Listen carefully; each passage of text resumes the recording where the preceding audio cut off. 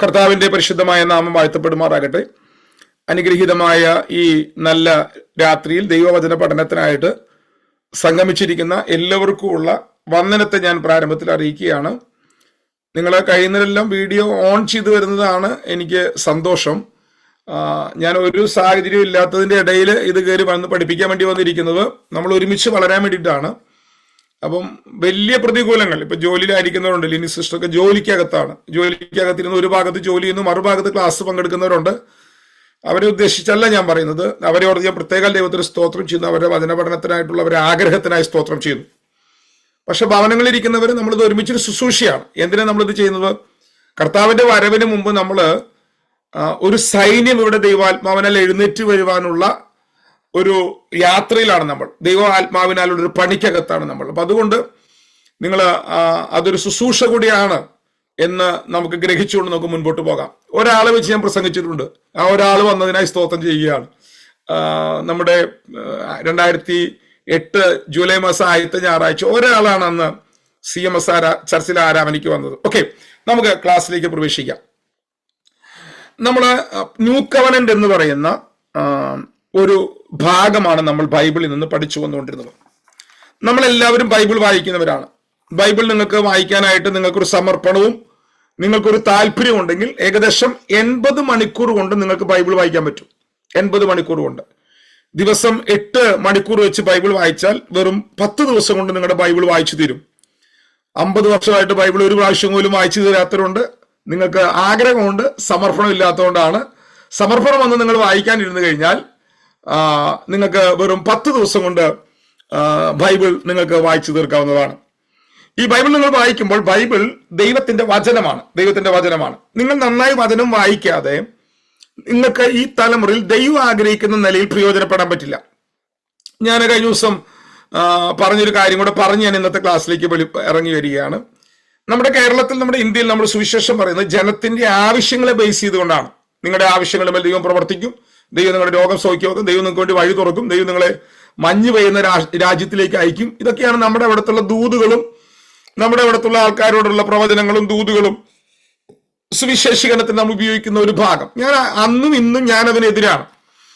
ഞാൻ ദൈവം അനുഗ്രഹിക്കുന്ന ദൈവമാണ്, പക്ഷെ സുവിശേഷം അതല്ല. അപ്പൊ ഇവിടെ വന്ന് ഞാൻ ആദ്യം ഫേസ് ചെയ്ത, ഞാനത് നിങ്ങളോട് പറഞ്ഞു എന്ന് എനിക്ക് ഓർമ്മയില്ല. ഞാൻ നിങ്ങൾക്കൊരു ഹോംവർക്ക് തരികയാണ്. എല്ലാവരും കേൾക്കണം. ഇപ്പൊ എത്ര പേരുണ്ട്? 44 പേരുണ്ട്. ഞാനടക്കം 44 പേരുണ്ട്. ഒരു ഹോംവർക്ക് തരികയാണ്. ഞാൻ ആരെങ്കിലും ചെയ്യുമോ നോക്കണ്ടേ? നിങ്ങൾ എന്താണ് നിങ്ങളുടെ അഭിപ്രായം എന്ന് കേൾക്കണ്ടേ? നിങ്ങൾക്ക് ഞാൻ തരുന്ന ഹോംവർക്ക് എന്താന്ന് ചോദിച്ചു കഴിഞ്ഞാൽ, നിങ്ങളുടെ മുമ്പിൽ ഒരു വ്യക്തി വരുന്നു. ആ വ്യക്തി സ്വർഗം ഉണ്ടെന്ന് വിശ്വസിക്കുന്നില്ല, നരകം ഉണ്ടെന്ന് വിശ്വസിക്കുന്നില്ല. ഈ ഭൂമിയിലെ ജീവിതമാണ് ജീവിതം. ഒന്ന്. രണ്ടാമത്, ആ വ്യക്തി എല്ലാം ഉണ്ട്. വ്യക്തി ഒരു ആവശ്യമില്ല. ശാരീരികമായിട്ട് സൗഖ്യം ആവശ്യമില്ല, പണം ആവശ്യമില്ല, ബന്ധങ്ങൾ എല്ലാം ഉണ്ട്. വ്യക്തിക്ക് ഒരു കാര്യം ആവശ്യമില്ല. ഒന്ന്, മരണശേഷം ഒരു ജീവിതം ഉണ്ടെന്ന വ്യക്തി വിശ്വസിക്കുന്നില്ല, എല്ലാം ഈ ഭൂമി കൊണ്ട് അവസാനിക്കുന്നു വിശ്വസിക്കുന്നു. 2, ഒരാവശ്യമില്ല വ്യക്തിക്ക്. ഇങ്ങനെ ഒരു വ്യക്തി നിങ്ങളുടെ മുമ്പിൽ വന്നിരിക്കുകയാണ്. ആ വ്യക്തിയോട് നിങ്ങൾ എന്തു പറയും? ആ വ്യക്തിയോട് നിങ്ങൾ സുവിശേഷമായിട്ട് എന്തു പറയും? ഇപ്പൊ പറയണ്ട. നിങ്ങൾ ഞാൻ നോക്കട്ടെ, നിങ്ങൾ ആരെങ്കിലും പ്രതികരിക്കുമോ നോക്കട്ടെ. നിങ്ങൾ ആരെങ്കിലും എന്താണ് പറയുക? നിങ്ങൾ വെറുതെ കുറെ ഈ ചപ്പടാച്ചൊന്നും പറയുന്നുണ്ട്. എന്തെങ്കിലും പറയാൻ വേണ്ടി കുറെ ഞാൻ ഈ ക്ലിപ്പും കൂടെ ഞാൻ കേൾക്കാതിരിക്കണം. അപ്പൊ അതുകൊണ്ട് നിങ്ങൾ എന്താണ് പറയുക എന്നത് നിങ്ങളൊന്ന് എനിക്കൊരു ക്ലിപ്പ് അയച്ചാൽ, എന്റെ വാട്സാപ്പിനകത്ത് നിങ്ങളൊരു ഓഡിയോ ക്ലിപ്പ് അയച്ചാൽ, നല്ല ഓഡിയോ ക്ലിപ്പ് ഞാൻ അന്ന് സെലക്ട് ചെയ്യാം. ആരാണ് അത് ഏറ്റവും നന്നായി പറഞ്ഞിരിക്കുന്നതെന്ന് ഞാൻ സെലക്ട് ചെയ്യും. ഞാൻ കേൾക്കുമ്പോൾ 1.5 സ്പീഡിലിട്ട് കേൾക്കുകയുള്ളൂ, 1 സ്പീഡിലിട്ട് കേൾക്കുകയല്ല. കാരണം കുറെ ടൈം വേണ്ടി വരും. ഓക്കെ, അത് ഒരു കണ്ടമാനം സമയത്ത് നിങ്ങൾ പറയണ്ട. നിങ്ങൾ എന്ത് ഭാഗങ്ങളാണ്, ഏത് ടോപ്പിക്കുകളാണ് നിങ്ങൾ അതിനകത്ത് ഉൾപ്പെടുത്തുക എന്ന് പറഞ്ഞാലും മതിയാകും. ഓക്കെ, നമ്മളിനി ഇത് നിങ്ങളുടെ ഒരു ഹോംവർക്ക് ആയിട്ട് തരികയാണ്. ഇത് അധിക ദിവസം എടുക്കണ്ട. നിങ്ങൾ 2-3 ദിവസം, പറ്റുമെങ്കിൽ ഇന്ന് തന്നെ അല്ലെങ്കിൽ നാളെ, ഒരു ദിവസത്തിനുള്ളിൽ നിങ്ങളത് നിങ്ങളുടെ അകത്തുള്ള, നിങ്ങൾ അതിനോട് പഠിക്കൊന്നും വേണ്ട. നിങ്ങൾ ഗൂഗിൾ സെർച്ച് ചെയ്യോ, ചാറ്റ് GPT ചോദിക്കാനൊന്നും പോണ്ട, ജെമിനിയോടും ചോദിക്കണ്ട. ജെമിനി താത്ത വെറുതെ ഇരിക്കുകയാണ്. അപ്പൊ അതുകൊണ്ട് നിങ്ങൾ ആരോട് ചോദിക്കാം. നിങ്ങളുടെ അകത്ത് നിങ്ങൾ എന്ത് പറയും? നിങ്ങൾക്ക് എന്തുണ്ടായി 5 വർഷത്തെ പഠനം കൊണ്ട്? അത് മാത്രം പറയുക. ഓക്കെ, അപ്പൊ ദൈവത്തിന്റെ വചനം, ബൈബിൾ ദൈവത്തിന്റെ വചനമാണ്. ഈ വചനം നിങ്ങൾ വായിക്കാൻ തുടങ്ങുമ്പോൾ ഈ വചനത്തിനകത്ത് വാക്തത്വങ്ങളുണ്ട്. ന്യൂ കവനന്റിന്റെ 30ാമത്തെ ക്ലാസ്സിലേക്ക് നമ്മൾ വന്നിരിക്കുകയാണ് കേട്ടോ. നമ്മൾ ഇവിടെ നിന്ന് അടുത്തൊരു മേഖലയിലേക്ക് തിരിയുകയാണ്. ഇവിടെ നമ്മൾ അടുത്തൊരു കൃത്യമായ റൂട്ടിലേക്ക് നമ്മൾ തിരിയുകയാണ്. ഒന്നും കൂടെ നിങ്ങൾ പഠിച്ചറിയുന്ന കാര്യങ്ങൾ തന്നെയാണ്, ക്ലാരിഫൈ ചെയ്യാണ് അതൊന്നുകൂടെ. ന്യൂ കവനന്റിന്റെ ക്ലാസ്സിനകത്ത് വന്ന ആദ്യം നമ്മൾ മനസ്സിലാക്കിയ ദൈവത്തിന്റെ വചനം, ബൈബിൾ ദൈവത്തിന്റെ വചനമാണ്. ഈ വചനത്തിനകത്ത് വാക്തത്വമുണ്ട്. ഞാൻ നിങ്ങളോട് ചോദ്യം ചോദിക്കുകയാണ്. നമ്മള് കവനന്റ് പറഞ്ഞു വന്നപ്പോൾ നമ്മൾ ഒരു കാര്യം മാത്രമേ പറഞ്ഞിട്ടുള്ളൂ. ഈ മൃഗത്തെ മുറിച്ചു വെച്ച് അവന്റെ നടുവിലൂടെ നടക്കുന്നതിനെ മാത്രമാണ് നമ്മൾ കവനന്റ് ആയിട്ട് പഠിച്ചിട്ടുള്ളൂ. അങ്ങനെ വെച്ചാണെങ്കിൽ നമ്മൾ ഈ പഠിച്ച 6 കവനന്റിൽ അതിൽ പ്രകാരം മൃഗത്തെ മുറിക്കുന്നതിനാലാണ് കവനന്റ്, മൃഗത്തെ മുറിക്കുന്നതിനാൽ മാത്രമാണ് കവനന്റ് നടക്കുന്നതെങ്കിൽ ഒരൊറ്റ കവനന്റ് നടന്നിട്ടുള്ളൂ. അതേതായിരിക്കും? അബ്രഹാമിക് കവനന്റ് ആണ്. കറക്റ്റ് ആണ്, അബ്രഹാമി കവനന്റ് ആണ്. കാരണം നോഹൈക കവനന്റിനകത്തോ ആദാമ്യ കവനന്റിനകത്തോ മോശൈക കവനന്റിനകത്തോ മൃഗത്തെ പിളർത്തി വെച്ചിട്ടില്ല. എന്നാൽ എല്ലാ കവനന്റിനകത്തും മൃഗത്തെ പിളർത്തേണ്ട ആവശ്യമില്ല. കവനന്റിനകത്ത് വരുന്ന വ്യക്തികൾ, അതിലൊരു വ്യക്തി ആണയിടുന്നത് മറുഭാഗത്തുള്ള വ്യക്തിക്ക് ഉറപ്പ് വരാതിരിക്കുമ്പോഴാണ്, അല്ലെ പറഞ്ഞ വാക്കുകൾ അവിശ്വാസം വരുമ്പോഴാണ് കവനന്റിനകത്തുള്ള ഒരു ഭാഗത്ത് നിൽക്കുന്ന വ്യക്തി മൃഗത്തെ മുറിക്കാൻ പറയുന്നത്. ഇനി നമ്മൾ പഴയ നിയമത്തിൽ പുതിയ നിയമത്തിലേക്ക് വരുമ്പോൾ ന്യൂ കവനന്റിനകത്ത് വന്നിരിക്കുന്ന 2 കവനന്റുകളുടെ നിവൃത്തിയാണ് ന്യൂ കവനന്റ്. നമ്മൾ പഠിച്ചു. അതൊന്ന് അബ്രഹാമി കവനന്റ് ആണ്. രണ്ടാമത്തെ കവനന്റ് ഏതാണ്? ദാവീദി കവനന്റ് ആണ്. ദാവീദി കവനന്റിനകത്ത് മൃഗത്തെ മുറിച്ചിട്ടുണ്ടോ? ഇല്ല. അപ്പൊ ദാവീദി കവനന്റിനകത്ത് മൃഗത്തെ മുറിക്കാതെ കവനന്റ് വരുമോ? വരും. വന്നില്ലെങ്കിൽ ദാവീദി കവനന്റ് അല്ല. അപ്പൊ എങ്ങനെയാണ് കവനന്റ് സ്ഥാപിക്കപ്പെടുന്നത്? മറ്റൊരു ഭാഗം എന്താണ്? കവനന്റ് സ്ഥാപിക്കുന്ന ഒരു ഭാഗം മൃഗത്തെ മുറിക്കുകയാണ്. മൃഗത്തെ മുറിക്കുന്ന എപ്പോഴാണ്? പിളർക്കുന്ന എപ്പോഴാണ്? അവിശ്വാസം വരുമ്പോൾ. അബ്രഹാം ദൈവം പറഞ്ഞു, ഞാൻ നിനക്ക് ഈ ദേശം അവകാശമായി തരുമെന്ന് പറഞ്ഞപ്പോൾ ദൈവം അബ്രഹാം ചോദിച്ചു, അത് എന്തോന്നിനാൽ അറിയാം. തമ്പുരാൻ പറഞ്ഞു, നീ മൃഗത്തെ കൊണ്ടുവാ, നീ മൃഗത്തെ പിളർത്തി ഞാൻ എന്റെ മടികൾ മടക്കാം. എന്നാൽ ദാവീദിനോട് ദൈവം പറഞ്ഞപ്പോൾ ദാവീദ് പറഞ്ഞില്ല. ദാവീദ് പറഞ്ഞു, നിന്റെ സന്തതി എന്റെ സന്തതി ആയിരിക്കും, അവൻ എനിക്ക് പുത്രനായിരിക്കും, ഞാൻ അവന് പിതാവായിരിക്കും, നിന്റെ സന്തതി ആലയം പണിയും, നിന്റെ സന്തതി എന്നേക്കും സിംഹാസനത്തിലിരിക്കും. ഹലോ, നിങ്ങൾ എന്റെ കൂടെ ഉണ്ടോ? അപ്പൊ ദാവീദിന്റെ സന്തതി എന്നേക്കും സിംഹാസനത്തിൽ ഇരിക്കുമെന്ന് പറഞ്ഞപ്പോ ദാവീദിന് എന്തു വന്നില്ല? അവിശ്വാസം വന്നില്ല. അപ്പൊ അതിന്റെ അർത്ഥം എന്താ? ദാവീദിന്റെ സന്തതി എന്റെ സിംഹാസനത്തിൽ എന്നേക്കും ഇരിക്കും. അതിന്റെ അർത്ഥം കർത്താവിന്റെ സിംഹാസനം എറ്റേണൽ ത്രോണാണ്. അപ്പൊ നിത്യസിംഹാസനത്തിൽ ഒരുവൻ നിത്യമായിരിക്കണമെങ്കിൽ നിന്റെ സന്തതി നിത്യനായിരിക്കും. ഇപ്പൊ സഹോദരന്മാരിനകത്ത് വീഡിയോ ഓൺ ചെയ്തിരിക്കുന്നത് 1 സദാശിവ ബ്രദറാണ്, 2 തോമസ് ബാബു ബ്രദറാണ്, 3 തോമസ് കട്ടപ്പനയാണ്. 3 പേരാണ് ഇരിക്കുന്നത്. അപ്പൊ ഞാൻ അവരോട് പറയുകയാണ്, സദാശിവന്റെ ബ്രദറിന്റെ മകൻ എന്നേക്കും സിംഹാസനത്തിൽ ഇരിക്കുന്നു പറഞ്ഞപ്പോ സദാശിവ പാഷ എന്തു വട്ടത്തറയെ പറയണേ? എന്റെ മോൻ 120 വയസ്സിൽ കുളിച്ചിരിക്കുവോ, അല്ലെങ്കിൽ 80 വയസ്സിൽ കുളിച്ചിരിക്കുവോ? അപ്പൊ ഞാൻ പറഞ്ഞ വാക്ക് സദാശിവ ബ്രദർ വിശ്വസിക്കണമെങ്കിൽ തന്റെ മൈൻഡിനകത്തുള്ള അറിവിനെ താൻ അഫലമാക്കിയേ പറ്റൂ. ഞാൻ പറഞ്ഞത് മനസ്സിലായോ? ദാവീദിനോട് പറയുകയാണ്, നിന്റെ സന്തതി എന്നേക്കും സിംഹാസനത്തിലിരിക്കും. നടക്കുവോ? നിങ്ങൾ ആരും മിണ്ടുന്നില്ല. മാനുഷികമായിട്ട് നടക്കുവോ? ഒന്ന് മയക്കാൻ കൂട്ടി ഇത് പറ. മാനുഷികമായിട്ട് നടക്കുവോ? ഓ, ഇത് പറഞ്ഞാലേ ഞാൻ മുമ്പോട്ട് പോകുള്ളൂ. എന്റെ സൗണ്ട് കട്ട് ചെയ്തിട്ടേക്കാണ് ഇതിനകത്ത്. നിങ്ങൾ പറഞ്ഞിട്ട് സൗണ്ട് കുറവാ. ഓക്കെ, നടക്കില്ല. അപ്പൊ ദാവീദിനോട് ദൈവം പറഞ്ഞ ഉടമ്പടിക്കകത്തുള്ള വാക്തത്വം നടക്കാൻ സാധ്യതയില്ലാത്തതാ. അബ്രഹാമിനോട് പറഞ്ഞു തന്നെയാ, നടക്കാൻ സാധ്യതയില്ല, നിന്റെ സന്തതി ഭൂമി അവകാശമാക്കും, ഈ ദേശം അവകാശമാക്കും, നടക്കാൻ സാധ്യതയില്ല. അബ്രഹാം അതിന്റെ അവിശ്വാസത്തോടെ മറുപടി പറഞ്ഞു, ഇത് എന്തോന്നിനാൽ നടക്കും, എന്തോന്നിനാൽ അറിയാം. അബ്രഹാം അവിശ്വസിച്ചു. പക്ഷെ ദാവീദ് എന്ത് ചെയ്യുന്നു? ഇത് തന്നെ ഇതിന്റെ വേറൊരു വേർഷൻ. ദാവീദ് പറയും, കർത്താവേ, എന്റെ ഗ്രഹത്തോട് നിനക്ക് കൃപ തോന്നിയതായി സ്തോത്രം. കണ്ടോ, ഇത് പറഞ്ഞപ്പോ ദാവീദ് പറഞ്ഞില്ല മോനെ പോയി മൃഗത്തെ കൊണ്ടുവരാൻ പറഞ്ഞില്ല. അപ്പൊ ദാവീദിനോട് ദൈവം ഉടമ്പടി ഉറപ്പിച്ചത് ആണയാലാണ്, സത്യത്താലാണ്. അപ്പൊ ഉടമ്പടി ഉറപ്പിക്കാൻ രണ്ടു മേഖലയുണ്ട്. ഒന്ന് ഉടമ്പടി ആണയാൽ ഉറപ്പിക്കുന്നു, രണ്ട് മൃഗത്തെ പിളർത്തി ഉറപ്പിക്കുന്നു. ഇത് നമ്മൾ ഇതുവരെ പറയാത്തൊരു പാർട്ടാണ്. നിങ്ങൾക്കത് കിട്ടിയെന്ന് ഞാൻ വിശ്വസിക്കുന്നു. മനസ്സിലായെങ്കിൽ മനസ്സിലായെന്ന് പറയാം, ഇല്ലെങ്കിൽ മനസ്സിലായില്ലെന്ന് പറയാം. പക്ഷെ ഇതൊന്നും കൂടെ പറയണം എന്ന് പറയണമെങ്കിൽ വേഗം പറ, കുറെ അധികം കാര്യം പറയാനുണ്ട്. മനസ്സിലായി പാസ്റ്റർ, മനസ്സിലായി, താങ്ക് യു.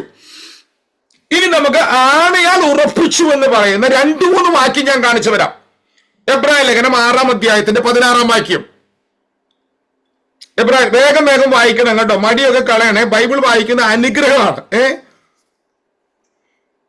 എബ്രായ ലേഖനം 6-ാം അധ്യായത്തിന്റെ 16-ാം വാക്യം. മറ്റൊരാള് ഉൽപ്പത്തി പുസ്തകം 22-ാം അധ്യായത്തിന്റെ 26, 28 വാക്യങ്ങൾ. ഒരു പക്ഷെ 16, 18 സംശയമുണ്ട്. സങ്കീർത്തനം 110:4. പെട്ടെടുക്കണം. തങ്ങളെക്കാൾ വലിയവനെ കൊണ്ടല്ലോ മനുഷ്യർ സത്യം ചെയ്യുന്നത്, ആണ് അവർക്ക് ഉറപ്പിനായി സകല വാദത്തിന്റെയും തീർച്ചയാകുന്നു. ഓക്കെ, ആണ് അവർക്ക്. അടുത്ത വാക്ക് വായിച്ചോ. അതുകൊണ്ട് ദൈവം വാഗ്ദത്തത്തിന്റെ അവകാശികൾക്ക് തന്റെ ആലോചന മാറാത്തതെന്ന് അധികം സ്പഷ്ടമായി കാണിപ്പാൻ. ഞാൻ വിചാരിച്ചു എന്താ മെസ്സേജ് ഇട്ടിരിക്കുന്നതെന്ന്. ഒരാൾ എനിക്ക് മെസ്സേജ് ഇട്ടു, എന്താണ് വാട്ട് ഈസ് ആണ എന്ന് പറഞ്ഞാൽ അത് ഓത്ത്, ഇംഗ്ലീഷിൽ ഓത്ത് അല്ലേ, ഇംഗ്ലീഷിൽ ഓത്തല്ലേ. ഞാൻ വിചാരിച്ച എന്താണ് ആണ. ഓക്കെ, ഞാൻ മലയാളത്തിലെ വാക്കാണ് പറഞ്ഞത്. ഓത്തിനാൽ അല്ലെ, ഓത്തല്ലേ ഇംഗ്ലീഷിൽ. അതെ. അപ്പം എബ്രായലേഖനം 6:16. ഇനി ഉൽപ്പത്തി പുസ്തകം 22-ന്റെ 16 26 എടുത്തത് നിങ്ങൾ. ഇവിടെ നമ്മൾ നിന്നാൽ നമ്മുടെ സമയം വെറുതെ കുറെ പോകും. പക്ഷെ ഇത് അറിയാതെ പോകാനും പാടില്ല. 22-ന്റെ 26 അല്ല, സോറി, 18-ാം വാക്യം.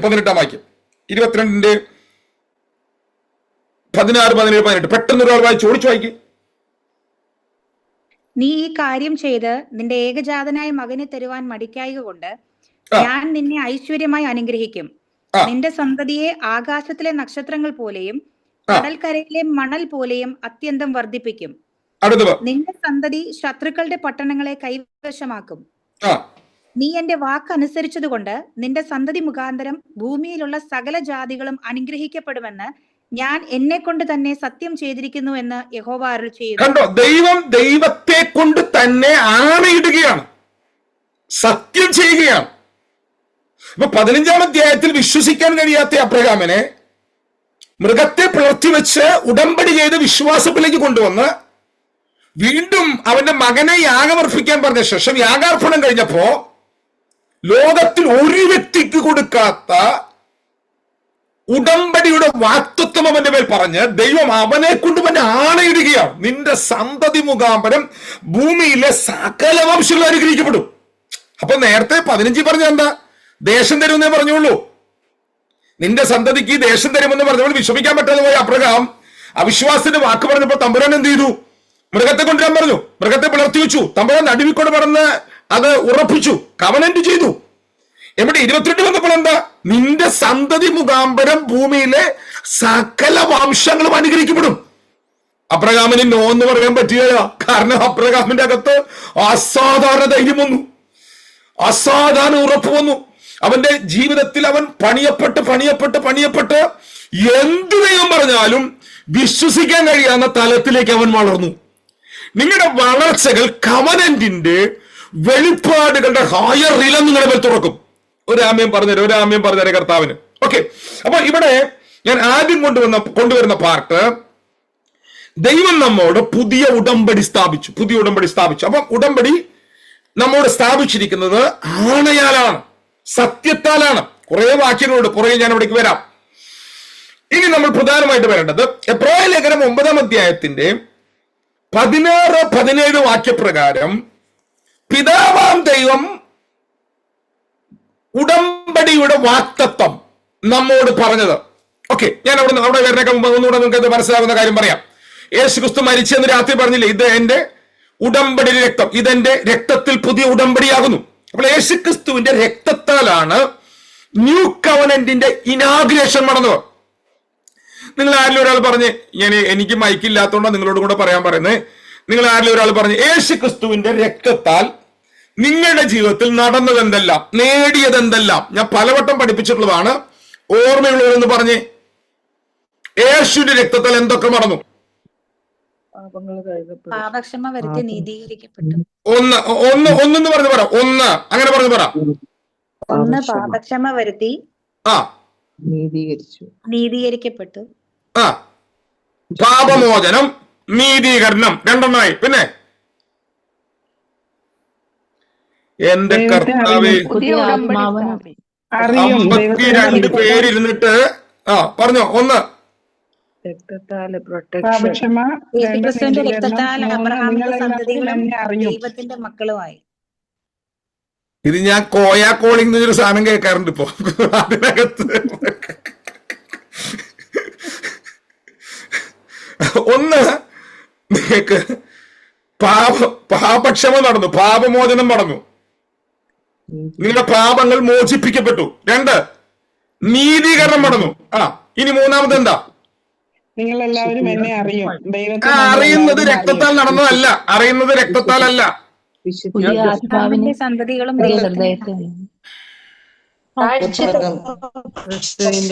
ആഴ്ചയിൽ നമ്മെ ഓർത്തവനെ. ക്രിസ്തുവിന്റെ സ്റ്റാൻഡേർഡ് നമുക്ക് നൽകിയിരിക്കുന്നു. ദൈവത്തിന്റെ സ്വഭാവം. ആരാ പറഞ്ഞു പ്രായശ്ചിത്തം? ആരാ പറഞ്ഞേ? ആരാ പേര് പറ. അഞ്ചു. പ്രായശ്ചിത്തം പറഞ്ഞു. 3 കിട്ടി.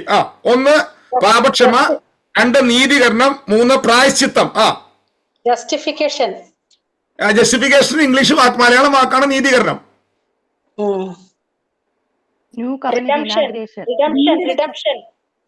റിഡംഷൻ നടന്നു, വീണ്ടെടുപ്പ് നടന്നു.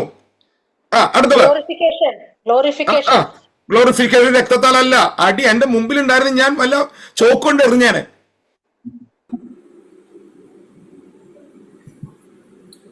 എന്റെ കർത്താവേ, ധൈര്യമായിട്ട് നിൽക്കാൻ പറ്റുന്ന അവകാശം. അതെ, ഞാൻ പറയാം. ദൈവത്തെ ഓർത്ത് പേപ്പർ ഉള്ളവരൊക്കെ എഴുത്തേ. ഇപ്പൊ അതൊക്കെ ഇന്നിപ്പോ കവനന്റിലേക്ക് ഒന്നും പോകില്ല, അവിടെ നിൽക്കട്ടെ. റീകൺസിലിയേഷൻ. അതാരാ പറഞ്ഞേ? റീകൺസിലിയേഷൻ ആരാ പറഞ്ഞേ? റീന ആന്റണി. കൺഗ്രാജുലേഷൻ. ഒന്ന് എഴുതിക്കോ. ഓർഡറിൽ എഴുതിയൊരു പേപ്പർ എടുത്ത് എഴുതിയ നിങ്ങൾ യേശുവിന്റെ രക്തത്താൽ എന്താ. ഇനി അല്ലെങ്കിൽ ന്യൂ കവനന്റ് ഇപ്പൊ അവിടെ നിർത്തണം ക്ലാസ്.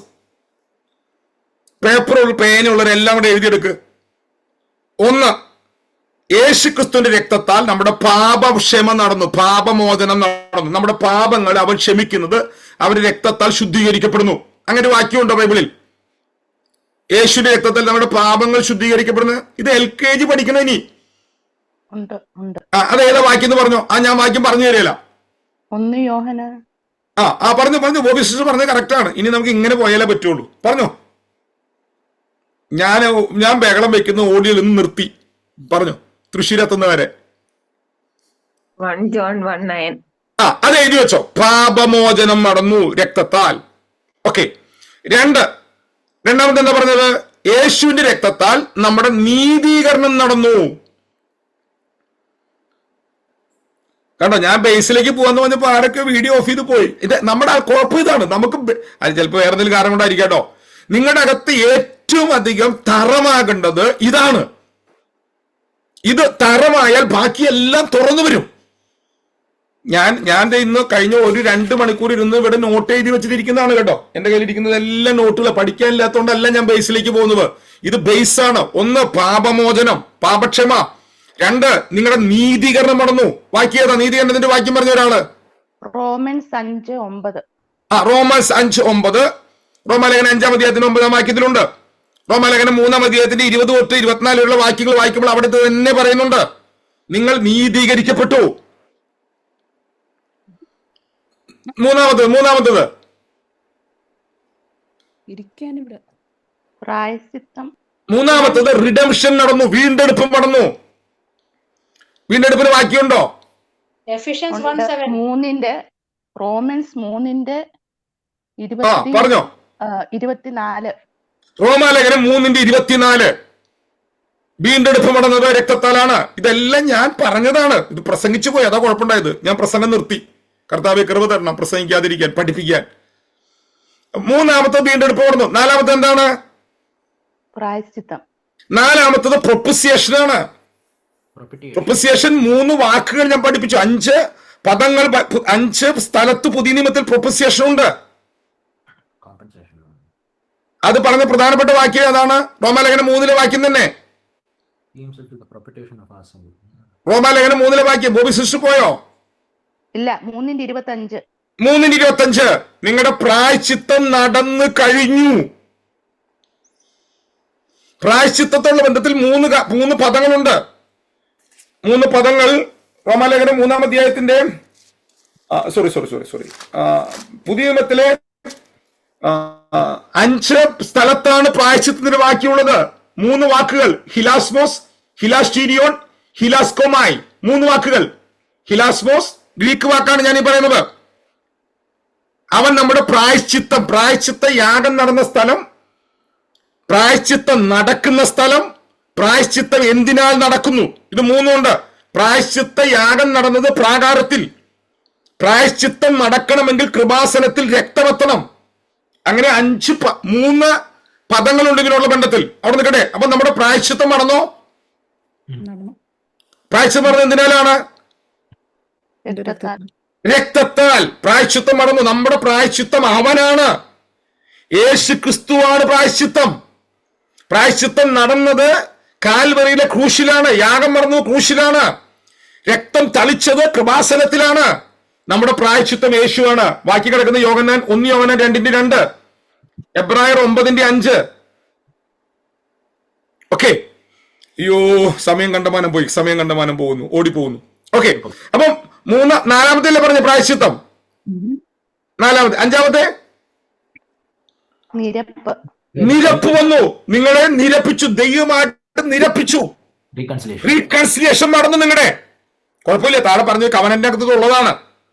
ഇനി ഇപ്പൊ എത്ര പറഞ്ഞു? നമ്മള് 5 പറഞ്ഞു. 6-ാമത്തെ ഏതാ? 6-ാമത്തെ പുതിയ നിയമത്തിന്റെ ഉടമ്പടി സ്ഥാപിച്ചു. പുതിയ ഉടമ്പടി സ്ഥാപിച്ചു. എന്തിനാലാണ്? രക്തത്താൽ. ഇനി 6-ാമത് 6 പുതിയ ഉടമ്പടി സ്ഥാപിച്ചത്. ഓക്കെ. അപ്പൊ അടുത്തത് ഏതാണ്? 7-ാമത്തെ യേശു ക്രിസ്തുവിന്റെ രക്തം നിങ്ങൾക്ക് വേണ്ടി സ്വർഗത്തിൽ ഇപ്പൊ സംസാരിക്കുന്നുണ്ടോ?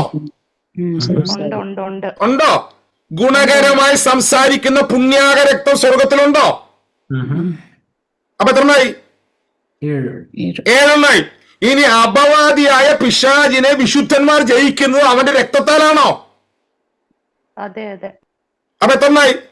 8. കൃപ.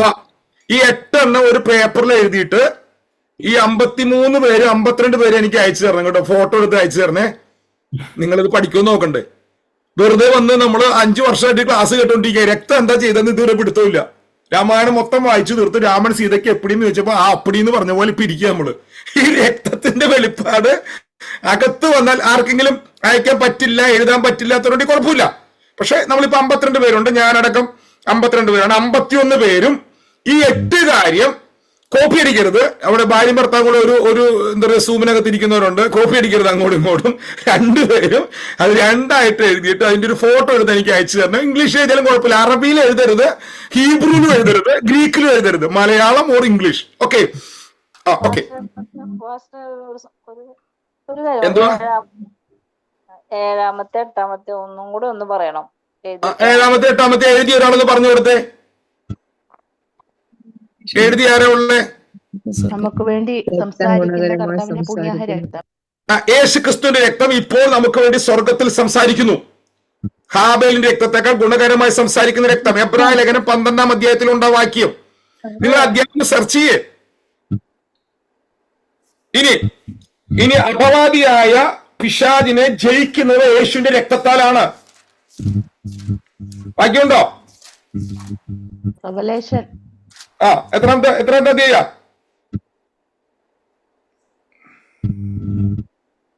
12-ാം അധ്യായം. എബ്രായ ലേഖനം 12-ാം അധ്യായം 12-10. ഓക്കെ. അപ്പൊ ഇത് എല്ലാവരും എഴുതിയിട്ട് എനിക്ക് നിങ്ങൾ സാരമില്ല, ഞാൻ ആദ്യമായിട്ടില്ല ഇങ്ങനെ നിങ്ങളോട് ചെയ്യാൻ പറയണേ. ഇത്രയും 5 വർഷമായിട്ട് ഞാൻ പറഞ്ഞിട്ടില്ല. സങ്കടം തോന്നി എനിക്ക്. രക്തം എന്താ ചെയ്യുന്നതെന്ന് ചോദിക്കുമ്പോൾ 52 പേരുണ്ടായിട്ട് ആരും പറഞ്ഞില്ല. എന്നെ ചീത്ത പറയണ്ട ആരെങ്കിലും?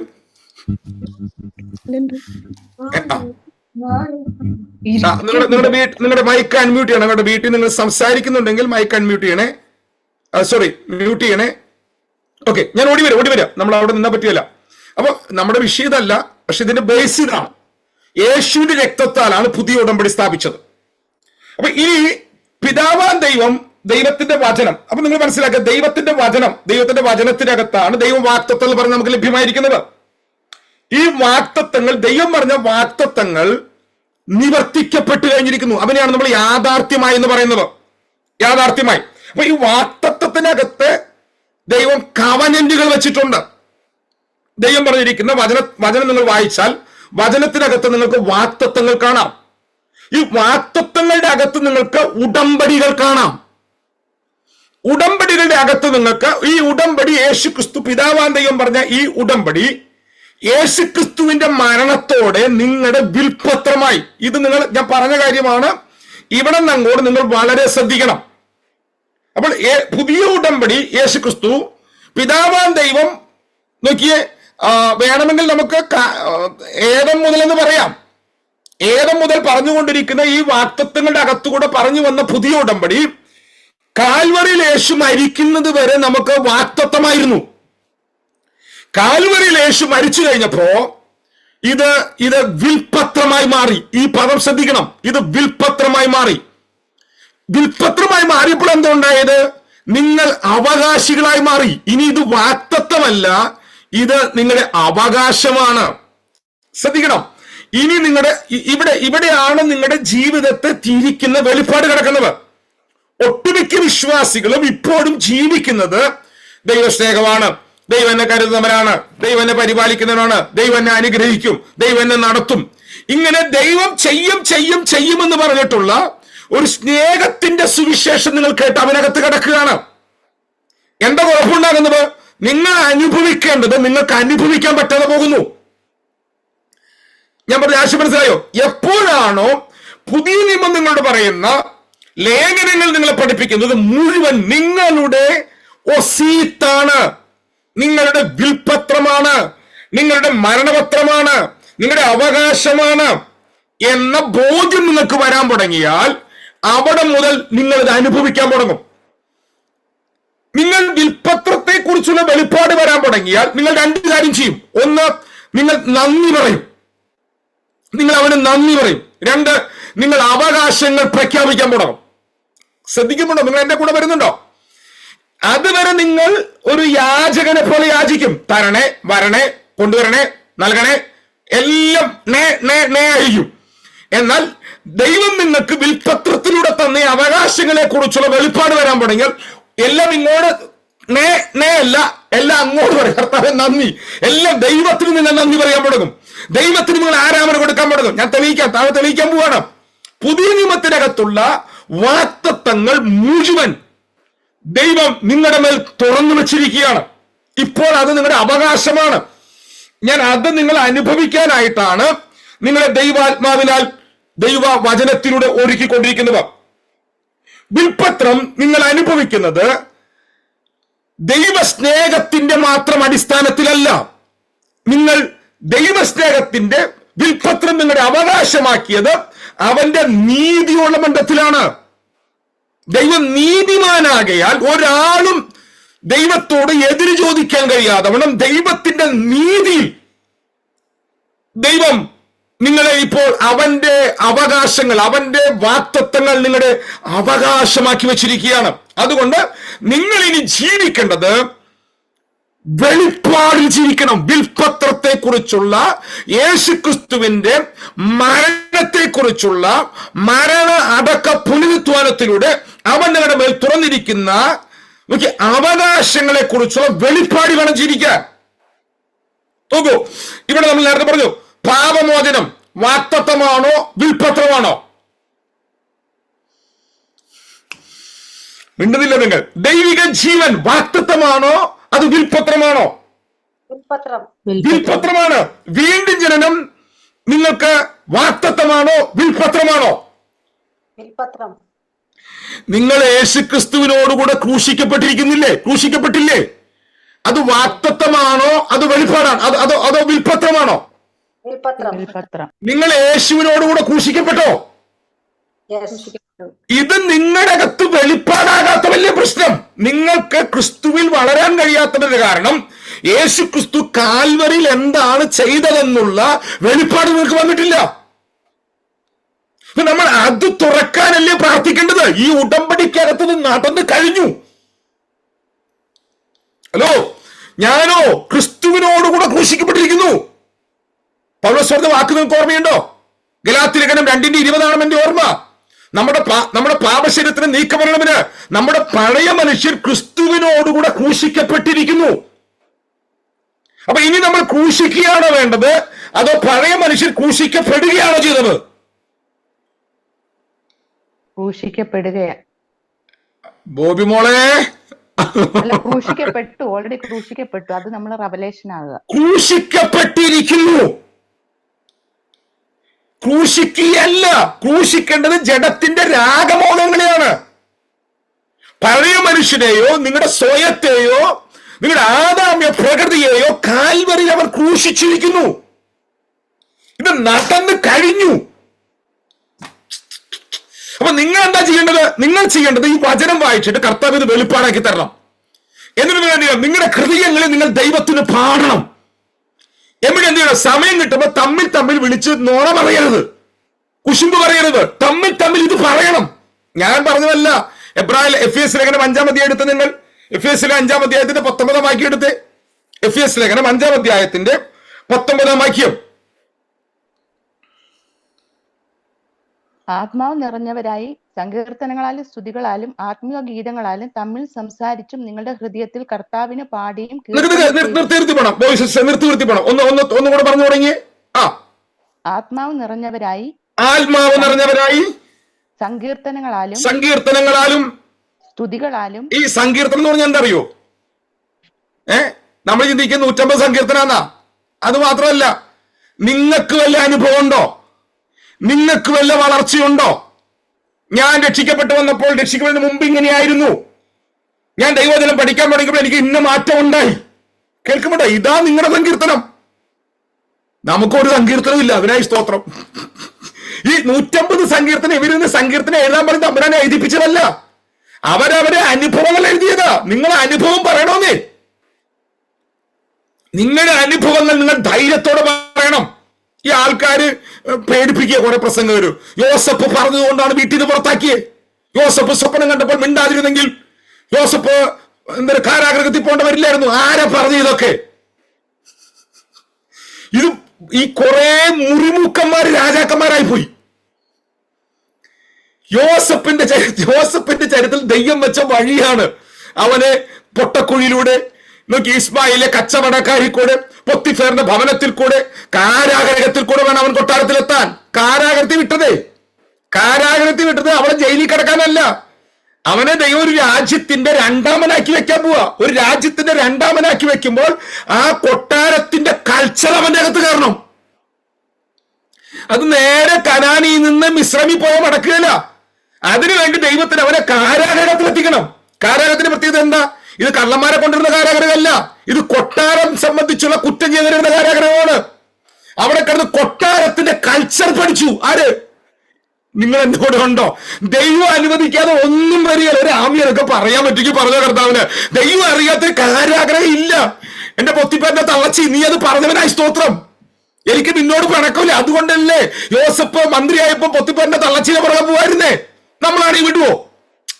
നിങ്ങളെ ഒരാൾ ചെയ്യാത്ത കുറ്റം പറഞ്ഞപ്പം ആ ചെയ്യാത്ത കുറ്റം പറഞ്ഞ ആള് നിമിത്തം നിങ്ങൾക്ക് ജയിലിൽ പോകേണ്ടി വന്നു. നിങ്ങൾ ഈ രാജ്യത്തിന്റെ രണ്ടാമനായി മാറി, അല്ലെങ്കിൽ ഈ രാജ്യത്തിന്റെ ഏതെങ്കിലും ഒരു തുക്കട MLA ആയി മാറി. നിങ്ങൾ ആളെ വെക്കുവോ?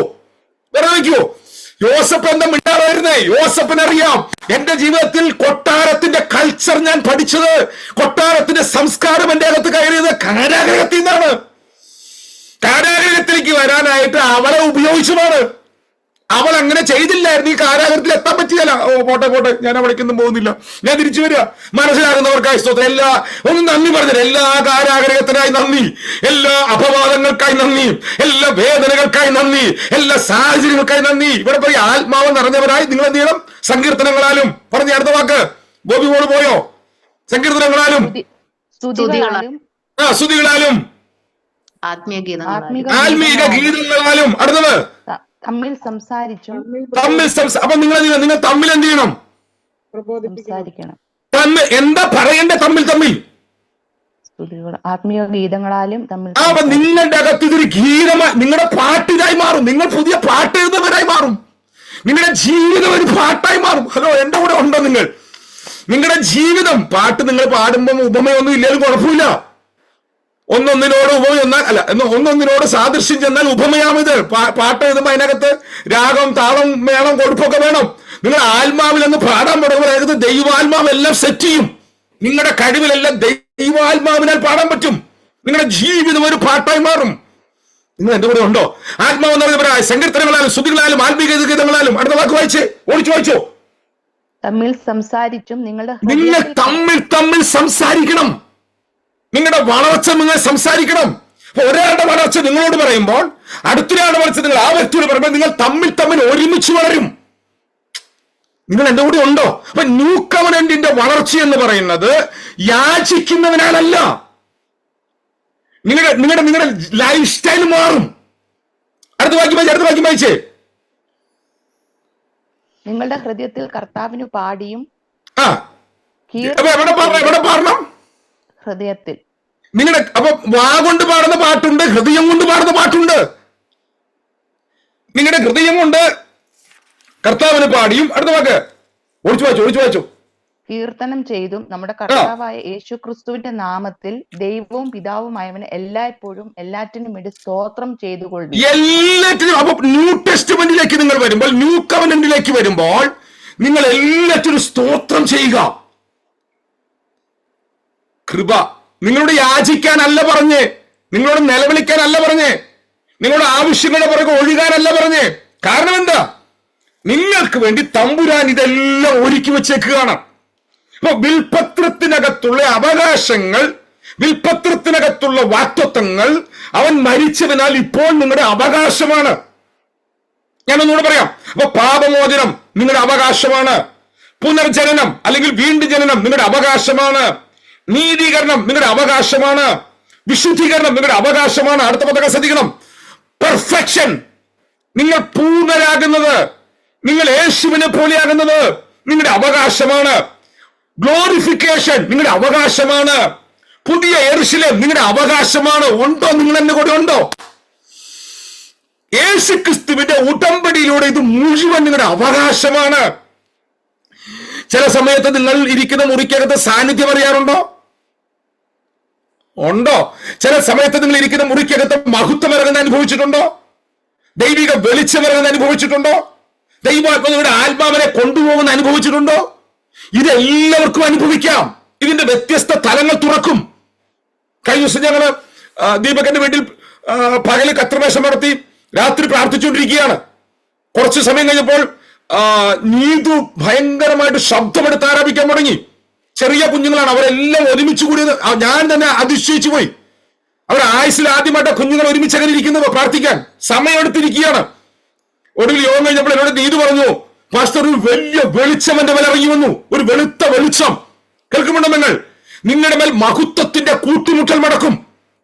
ഇത് എന്തിനാ ഞാൻ ഈ സാക്ഷ്യം പറയുന്നത്? ഇത് ദൈവാത്മാവ് എല്ലാവർക്കും വെച്ചിട്ടുള്ളതാണ്. എന്താ നിങ്ങൾ ചെയ്യേണ്ടത്? നിങ്ങൾ അവകാശങ്ങളെ കുറിച്ച് ബോധമുള്ളവരായി നിങ്ങളുടെ കരച്ചിലുകൾ നിർത്തിയിട്ട്, നിങ്ങളുടെ നിലവിളികൾ നിർത്തിയിട്ട്, വിൽപത്രത്തിനകത്തുള്ള അവകാശമാണ്. പുതിയ ഉടമ്പടിക്കകത്തുള്ള 3 വാക്തത്വം ഞാൻ പറഞ്ഞു തന്നില്ലേ? 1, നീതീകരണം, പാപക്ഷമ. 2, അവന്റെ ജീവൻ, എന്റെ ന്യായപ്രമാണം ഞാൻ നിങ്ങളുടെ ഉള്ളിലാക്കി നിങ്ങളെ എന്റെ ചട്ടങ്ങളിൽ നടക്കുമാറാക്കും. 3, നിങ്ങൾ ദൈവത്തെ അറിയുന്നവരായി മാറും. ഹലോ, എന്റെ കൂടെ ഉണ്ടോ? ദൈവത്തെ അറിയുന്നതിനകത്തുള്ള 3ാമത്തെ പാർട്ടാണ് ആത്മാവായ ദൈവത്തെ, തേജസ്സായ ദൈവത്തെ, ഗ്ലോറിഫൈഡ് ആയ ദൈവത്തെ, മഹത്വധാരിയായ ദൈവത്തെ, ആത്മാവാകുന്ന ദൈവത്തെ, 7 ആത്മാവുള്ള ദൈവത്തെ, നിങ്ങളുടെ ബോഡിയിൽ നിങ്ങൾ അനുഭവിക്കാൻ തുടങ്ങും. ഒന്നൊരു നന്ദി പറയാമെങ്കിൽ പറഞ്ഞു, ഒന്നൊരു നന്ദി പറയാമെങ്കിൽ പറഞ്ഞു, ഒന്ന് നന്ദി പറയാമെങ്കിൽ പറഞ്ഞു. ഇവിടെ നമുക്ക് പറഞ്ഞു പോകണം.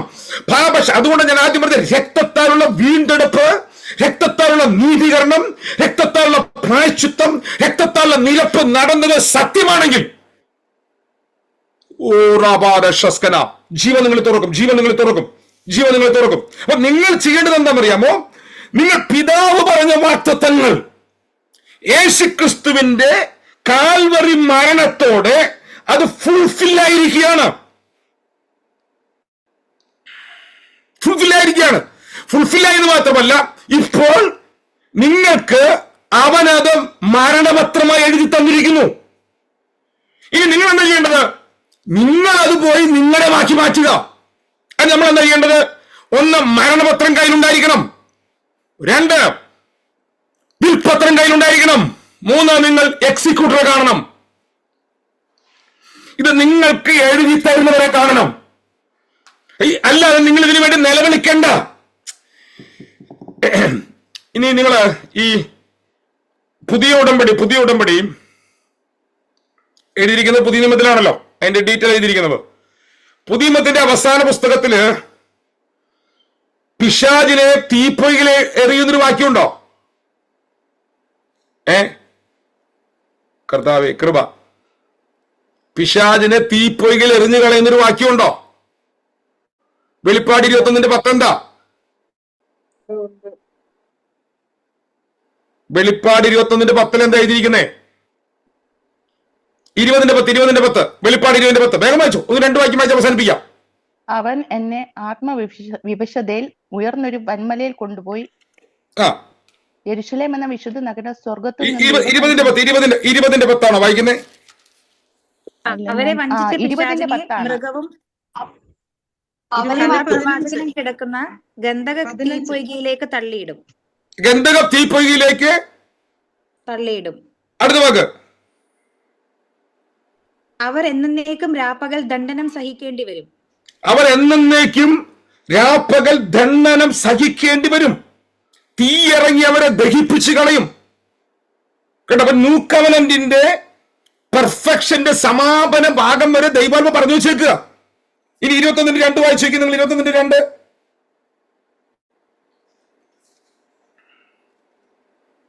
21:2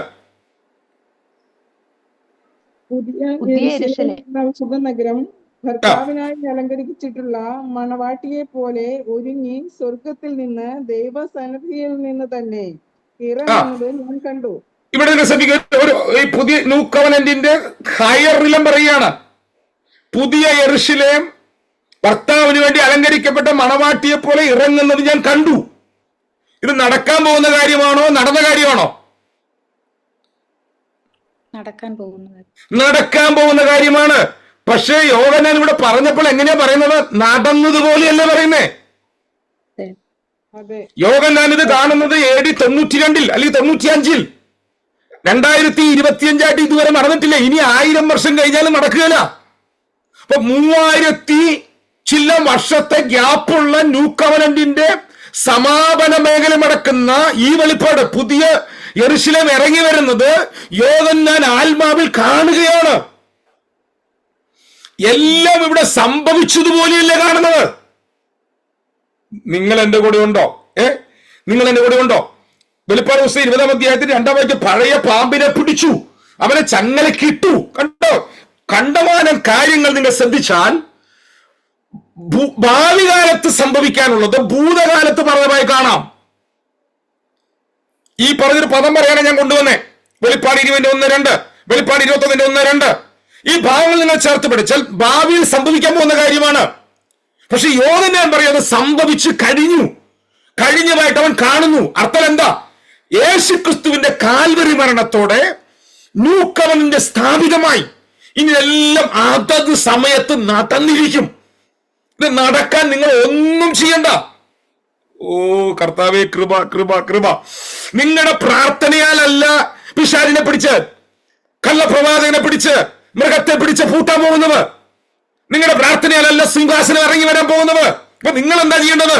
നിങ്ങൾ ചെയ്യേണ്ടത് കർത്താവ് സ്ഥാപിച്ച ന്യൂ കവനന്റിന്റെ പിതാവ് നമ്മോട് സ്ഥാപിച്ച് കാണിച്ച കരുണയ്ക്കായി, തുറന്ന ന്യൂ കവനന്റിനായി നിങ്ങൾ ദൈവത്തിന് നന്ദി പറയണം. ഇത് പറഞ്ഞ ഇത് നിങ്ങൾക്ക് മനസ്സിലാകാവുന്ന രീതി പറഞ്ഞ് അവസാനിപ്പിക്കാം. നമ്മള് പിണങ്ങി എന്നോട് ഇല്ലല്ലോ, തെളിഞ്ഞു വരുന്നുണ്ടോ? ഓക്കെ, നിങ്ങള് അനുഗ്രഹിക്കപ്പെടാൻ വേണ്ടി പ്രാർത്ഥിക്കാറില്ലേ? അനുഗ്രഹിക്കപ്പെടാൻ വേണ്ടി നിങ്ങൾ തമ്മിൽ അനുഗ്രഹിക്കാറില്ലേ? ഹലോ, ഒന്നും മിണ്ടുന്നേ. ഉണ്ട്. സത്യത്തിൽ നിങ്ങളുടെ അകത്ത് ന്യൂ കവനന്റിന്റെ വെളിപ്പാട് വന്നാൽ നിങ്ങളൊരു അനുഗ്രഹമാണ്. ബൈബിളിലെ അനുഗ്രഹങ്ങൾ മുഴുവൻ നിങ്ങളുടേതായി മാറും. അത് പ്രാർത്ഥനയാലല്ല, നിങ്ങളൊന്നും ചെലവിടുന്നതിനാലല്ല. സ്വർഗത്തിലെ സകല ആത്മീക അനുഗ്രഹം നിങ്ങളുടെ അവകാശമാണ്. ദൈവം നിങ്ങളെ അനുഗ്രഹിച്ചേക്കുക. ഓ കർത്താവേ, അത് ഇപ്പൊ തിരിച്ചു പറഞ്ഞു. നിങ്ങൾ എല്ലാവരും കൂടെ സ്തോത്രം പറഞ്ഞാൽ, നിങ്ങൾ വിശ്വസിച്ചാൽ ഇപ്പോൾ അനുഗ്രഹം തുറക്കുമെന്ന് പറഞ്ഞാൽ നിങ്ങൾ എന്ത് ചെയ്തേനെ? നന്ദി പറഞ്ഞേനെ. എനിക്കങ്ങനെ പറയാൻ പറ്റില്ലല്ലോ. എനിക്ക് പറയാൻ പറ്റുന്ന സ്വർഗത്തിലെ സകല ആത്മീക അനുഗ്രഹത്താലും ദൈവം നിങ്ങളെ ക്രിസ്തുവിൽ അനുഗ്രഹിച്ചിരിക്കുകയാണ്. ഇത് പറ. നിങ്ങൾ കിടക്കുന്ന ശാപത്തിന്റെ കൂട്ടിലാണെങ്കിൽ ഇത് പറ. യേശു ക്രിസ്തു കാൽവറിയിൽ മരിച്ചത് നിന്നെ അനുഗ്രഹമാക്കാനാണ്. നിങ്ങളുടെ വ്യത്യാസം. അപ്പൊ നമ്മൾ കർത്താവ് എന്നെ അനുഗ്രഹിക്കണമേ, എന്റെ മക്കളെ അനുഗ്രഹിക്കണമേ അല്ല, നിങ്ങൾ അവരെ അനുഗ്രഹിക്കും. നിന്റെ മക്കളെ അനുഗ്രഹിക്കേണ്ടത് ആരാ? പറ. നിന്റെ മക്കളെ, നിങ്ങളുടെ കുടുംബത്തെ ഇനി അനുഗ്രഹിക്കേണ്ടത് ആരാ? കൃപ. സെൻട്രൽ പാസ്റ്റർ പറഞ്ഞ അനുഗ്രഹിക്കാൻ. ഞാൻ സെൻട്രൽ പാസ്റ്റർ കുറ്റം പറഞ്ഞല്ല കേട്ടോ, വലിയ പാസ്റ്റർ നൽകി പറഞ്ഞു. വാ, നിങ്ങളെ അനുഗ്രഹിക്കേണ്ടത് ആരാണ്? ഏറ്റവും വലിയ അനുഗ്രഹം ദൈവത്തിന്റെ അനുഗ്രഹം അല്ലേ? ഹലോ, ആ അനുഗ്രഹം നിങ്ങളുടെ മേൽ വന്നോ അതോ ഇനി വരാൻ പോവാണോ? വന്നു. സ്വർഗത്തിലെ സകല ആത്മീയങ്ങളുണ്ടോ? നിങ്ങൾ സ്റ്റക്കായി പോകുന്നുണ്ടോ? എന്റെ ഡിവൈസ് സ്റ്റക്ക് ആവുന്നുണ്ടോ? ഇപ്പം ജസ്റ്റ് ഒന്ന് സ്റ്റക്കായി. Your internet connection is unstable. ഓ, ലിനിമയുടെ ഇവിടെ ഇല്ല. ഇപ്പൊ കുഴപ്പമില്ല. സാരമില്ല. നിങ്ങൾ ദൈവത്താൽ അനുഗ്രഹിക്കപ്പെട്ടവരാണോ? അതെ. നിങ്ങളുടെ മേൽ അബ്രഹാമിന്റെ അനുഗ്രഹം ഉണ്ടോ? ഉണ്ട്. ഇതെങ്ങനെ വരും? ഇതെങ്ങനെ വരും? നിങ്ങൾ യേശുവിനെ പോലെയാകുമോ?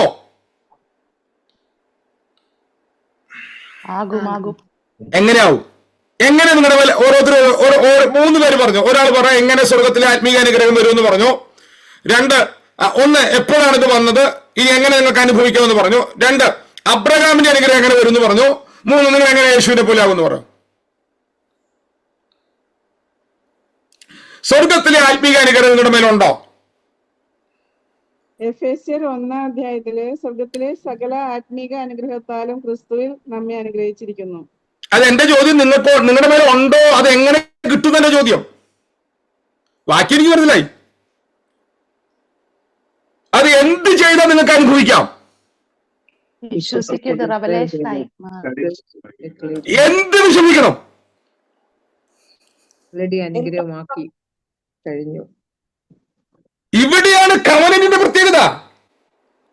ഇവിടെയാണ് നിങ്ങളുടെ ബുദ്ധി കൊണ്ട് നിങ്ങൾക്ക്, ഞാൻ പറഞ്ഞു ഓർക്കുന്നുണ്ടോ? അബ്രഹാമിന് ബുദ്ധി കൊണ്ട് വിശ്വസിക്കാൻ പറ്റിയില്ല. ദാവീദിന് ബുദ്ധി കൊണ്ട് വിശ്വസിക്കാൻ പറ്റിയില്ല. സ്വർഗത്തിലെ സകല ആത്മീയ അനുഗ്രഹങ്ങളുണ്ടോ? ഇവിടെ ബുദ്ധി കൊണ്ട് അളക്കാതെ നിങ്ങൾ വിൽപത്രത്തിലെ അവകാശമാണെന്നുള്ള വെളിപ്പാടിൽ നിങ്ങൾ ഹൃദയത്തിൽ പാടി വാ കൊണ്ട് പറഞ്ഞ് തമ്മിൽ പറയണം. ശുഭസിസ്റ്ററെ, നിങ്ങൾ ദൈവത്തിന് അനുഗ്രഹമാണ്. ഹലോ, ഞാനൊരു എന്റെ നേരെ മുമ്പിലിരിക്കുന്നത് പറഞ്ഞു മാത്രമേ ഉള്ളൂ കേട്ടോ. നിങ്ങൾ തമ്മിൽ ഇതാ പറയേണ്ടത്. എന്റെ മോളെ, നിന്റെ കുടുംബം അനുഗ്രഹമാണ്. നിന്നെ അനുഗ്രഹിച്ചവ സ്വർഗത്തിലെ പിതാവായ ദൈവമാണ്. ഈ പ്രപഞ്ചത്തെ ഒറ്റ വാക്കിലാൽ ഉണ്ടാകട്ടെ എന്ന ഒരു വാക്ക് പറഞ്ഞപ്പോൾ കോടിക്കണക്കിന് സൗരയൂഥങ്ങൾ ഒരുമിച്ച് ഒരു പൂക്കുറ്റി പോലെ വിടർന്നു വരിക മാത്രമല്ല, ഒന്നൊന്നിനോട് കൂട്ടുമുട്ടാതെ കൃത്യമായ ഭ്രമണപഥത്തിലൂടെ അവനെ ഓടിപ്പിച്ചുകൊണ്ടിരിക്കുന്നവൻ അതേ വാക്കുകൊണ്ട് നിന്നെ അനുഗ്രഹിച്ചെന്ന്. ഈ അനുഗ്രഹം ക്രിസ്തുവിന്റെ കാൽവറിയിലെ മരണത്താൽ ഇനി നിന്റെ പ്രാർത്ഥനാ വിഷയമല്ല, ഇത് നിന്റെ അവകാശമാണ്. ഒന്നവന് ആമ്യം പറഞ്ഞ് ഇത് നിന്റെ അകത്ത് വെളിപ്പാടായിട്ട് നീ ദൈവത്തിന് നന്ദി പറയാൻ തുടങ്ങുമ്പോൾ, നീ ഇത് പ്രഖ്യാപിക്കാൻ തുടങ്ങുമ്പോൾ, ഇതിന്റെ അനുഗ്രഹം നിന്റെ കുടുംബത്തിൽ വെളിപ്പെട്ടു വരാൻ തുടങ്ങും. ഞാൻ പറയുന്നത് നിങ്ങൾക്ക് മനസ്സിലാകുമെന്ന് എനിക്കറിയില്ല. മനസ്സിലായില്ലേ പറഞ്ഞ് ഞാൻ വീണ്ടും പറയും. നിങ്ങളുടെ മേൽ അബ്രഹാമിന്റെ അനുഗ്രഹമുണ്ട്. അബ്രഹാമിന്റെ അനുഗ്രഹം നിങ്ങളുടെ മേൽ വന്നാൽ നിങ്ങളുടെ കുടുംബം അനുഗ്രഹമാകും. അബ്രഹാമിന്റെ അനുഗ്രഹം കിടക്കുന്ന ആരമല്ല, സന്തതിയുടെ മേലല്ലേ. ആ സന്തതി ആരെ? ക്രിസ്തുവല്ലേ. ആ ക്രിസ്തു യേശു വിശ്വാസത്താൽ ക്രിസ്തു ഇപ്പൊ നിങ്ങളുടെ അകത്തില്ലേ. ഈ നമ്മൾ ഇത് പറയും മഹത്വത്തിന്റെ പ്രത്യാശ ക്രിസ്തു നമ്മുടെ അകത്തുണ്ട്. ആ ഉണ്ട്. എന്തിനാ ക്രിസ്തുവിന്റെ അകത്ത് വന്നിരിക്കുന്നേ? സ്വർഗത്തിൽ സ്ഥലമല്ല കേട്ടോ. ഓ പാവങ്ങള് ഇവിടെ നാട്ടിൽ ജീവിക്കുകയല്ലേ, ഭൂമി ജീവിക്കുകയല്ലേ, ഇവിടെ ഭയങ്കര പ്രശ്നമല്ലേ, അതുകൊണ്ട് ഞാൻ നിങ്ങളുടെ അകത്ത് വന്നിരിക്കുന്നതല്ല. ക്രിസ്തു നിങ്ങളുടെ അകത്ത് വന്നിരിക്കുന്നത് നിങ്ങളെ അവനെ പോലെയാക്കാൻ.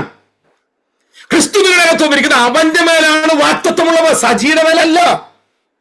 സന്തതിക്കെന്ന് പറഞ്ഞാൽ സന്തതികൾക്കെന്ന് അനേകനെ കുറിച്ചല്ല, സന്തതിക്കെന്ന ഏകനെ കുറിച്ചത്രേ. അപ്പൊ അബ്രഹാമിന്റെ അനുഗ്രഹം കിടക്കുന്നത് അബ്രഹാമിന്റെ സന്തതിയുടെ മേലാണ്.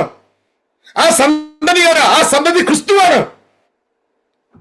ആ ക്രിസ്തു ഓടി, ആ ക്രിസ്തു എന്റെ അകത്തിരിക്കുന്നു. ആ ക്രിസ്തുവിനെ കാണാൻ എന്നിലേക്ക് നോക്ക്. ഹലോ, ആ ക്രിസ്തു എന്നിൽ വെളിപ്പെട്ടു വരും. പൗലോസ് പറഞ്ഞൊരു പദമുണ്ട്, അവനെ എന്നിൽ വെളിപ്പെടുത്തുവാൻ പിതാവിന് പ്രസാദം തോന്നിയപ്പോൾ എനിക്ക് മുമ്പ് അപ്പോസ്തലന്മാര് ആയവരുടെ അടുക്കൽ പോകാതെ ഞാൻ അറേബ്യൻ മരുഭൂമി പോയി 3 വർഷം ഒറ്റയ്ക്ക് ഇരിക്കുക. ഹലോ, ഇത് 3 മണിക്കൂർ ഇരിക്കാൻ പറ്റില്ലല്ലോ. ഒന്ന് ഫോൺ ഓഫ് ചെയ്തിരുന്നു നോക്കണേ 3 മണിക്കൂർ. ഹലോ, ഒന്ന് വാട്സാപ്പും ഫോണും ഒക്കെ ഒന്ന് ഓഫ് ചെയ്ത് ഒരു 3 ദിവസം ഇരിക്കാൻ പറ്റും നോക്കണേ.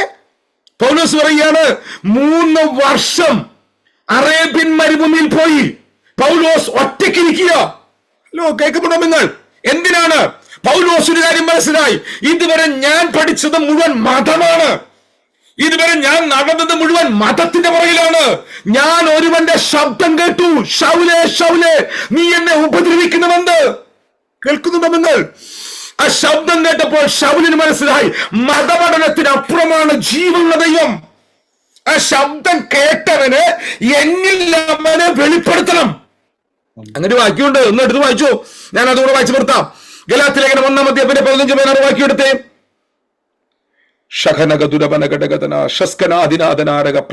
ഗലാത്യലേഖനം 1-ന്റെ 15-16. എങ്കിലും എന്റെ ജനനം മുതൽ എന്നെ വേർതിരിച്ചു തന്റെ കൃപയാൽ വിളിച്ചിരിക്കുന്ന ദൈവം തന്റെ പുത്രനെ കുറിച്ചുള്ള സുവിശേഷം ഞാൻ ജാതികളുടെ ഇടയിൽ അറിയിക്കേണ്ടതിന് അവനെ എന്നിൽ വെളിപ്പെടുത്തുവാൻ പ്രസാദിച്ചപ്പോൾ അവനെ എന്നിൽ വെളിപ്പെടുത്തുവാൻ ഒന്ന് പറ എല്ലാവരും വാക്കിയത് പറ. അവനെ എന്നിൽ വെളിപ്പെടുത്തുന്നതാണ് സുവിശേഷം. ഓ, നിങ്ങൾ എല്ലാവരും ഒന്ന് പറയാം, ഒന്ന് വാതുറന്ന് പറഞ്ഞോ, മൈക്ക് അൺമ്യൂട്ട് ചെയ്യുമ്പോൾ അന്നേരം ഒന്ന് പറഞ്ഞോ. അവനെ യേശു ക്രിസ്തുവിനെ എന്നിൽ വെളിപ്പെടുത്തുന്നതാണ് റിയൽ ഗോസ്പൽ. യേശു ആരാന്ന് പറയുന്നതല്ല റിയൽ ഗോസ്പൽ. യേശു കാൽവറിൽ മരിച്ചു, അടക്കപ്പെട്ടു, ഉയർത്തെഴുന്നേറ്റു. അവൻ എന്റെ അകത്തുണ്ട്. അവനെ എന്നിൽ വെളിപ്പെടുത്തുന്നതാണ് സുവിശേഷം. ദാവീദിന്റെ സന്തതിയായി ജനിച്ച് മരിച്ച് അടക്കപ്പെട്ട് ഉയർത്തെഴുന്നേറ്റ് ഇപ്പോൾ സ്വർഗത്തിൽ സ്വർഗീയ സിംഹാസനത്തിൽ നിന്ന് ഒരുവൻ ഭരിക്കുന്നു. അവൻ എന്റെ അകത്തുണ്ട്. അതല്ലേ ഗോസ്പൽ. നിങ്ങൾ എന്റെ കൂടെ ഉണ്ടോ? നിങ്ങൾക്ക് ഞാൻ പറഞ്ഞ ആശയം മനസ്സിലാക്കുന്നുണ്ടോ? അപ്പൊ നിങ്ങളുടെ അകത്ത് അവൻ ഉണ്ടെങ്കിൽ നിങ്ങൾ അവനെ പോലെയാകും. അപ്പൊ സ്വർഗത്തിലെ സകല ആത്മീയ അനുഗ്രഹം നിങ്ങളുടെ മേലുണ്ട്. അബ്രഹാമിന്റെ അനുഗ്രഹം സന്തതിയുടെ മേലാണ്. നിങ്ങൾ അവന്റെ സന്തതിയാണോ? നിങ്ങൾ ആരുടെ സന്തതിയാണ്? അബ്രഹാമിന്റെ സന്തതികൾ. ഗലാത്യലേഖനം 3-29 നിങ്ങൾ അബ്രഹാമിന്റെ സന്തതിയാണ്. ഗലാത്യലേഖനം 3-26 നിങ്ങൾ ദൈവത്തിന്റെ മക്കളാണോ? ഉണ്ടോ? 2 വാക്യമുണ്ടോ അവിടെ? ഉണ്ട്.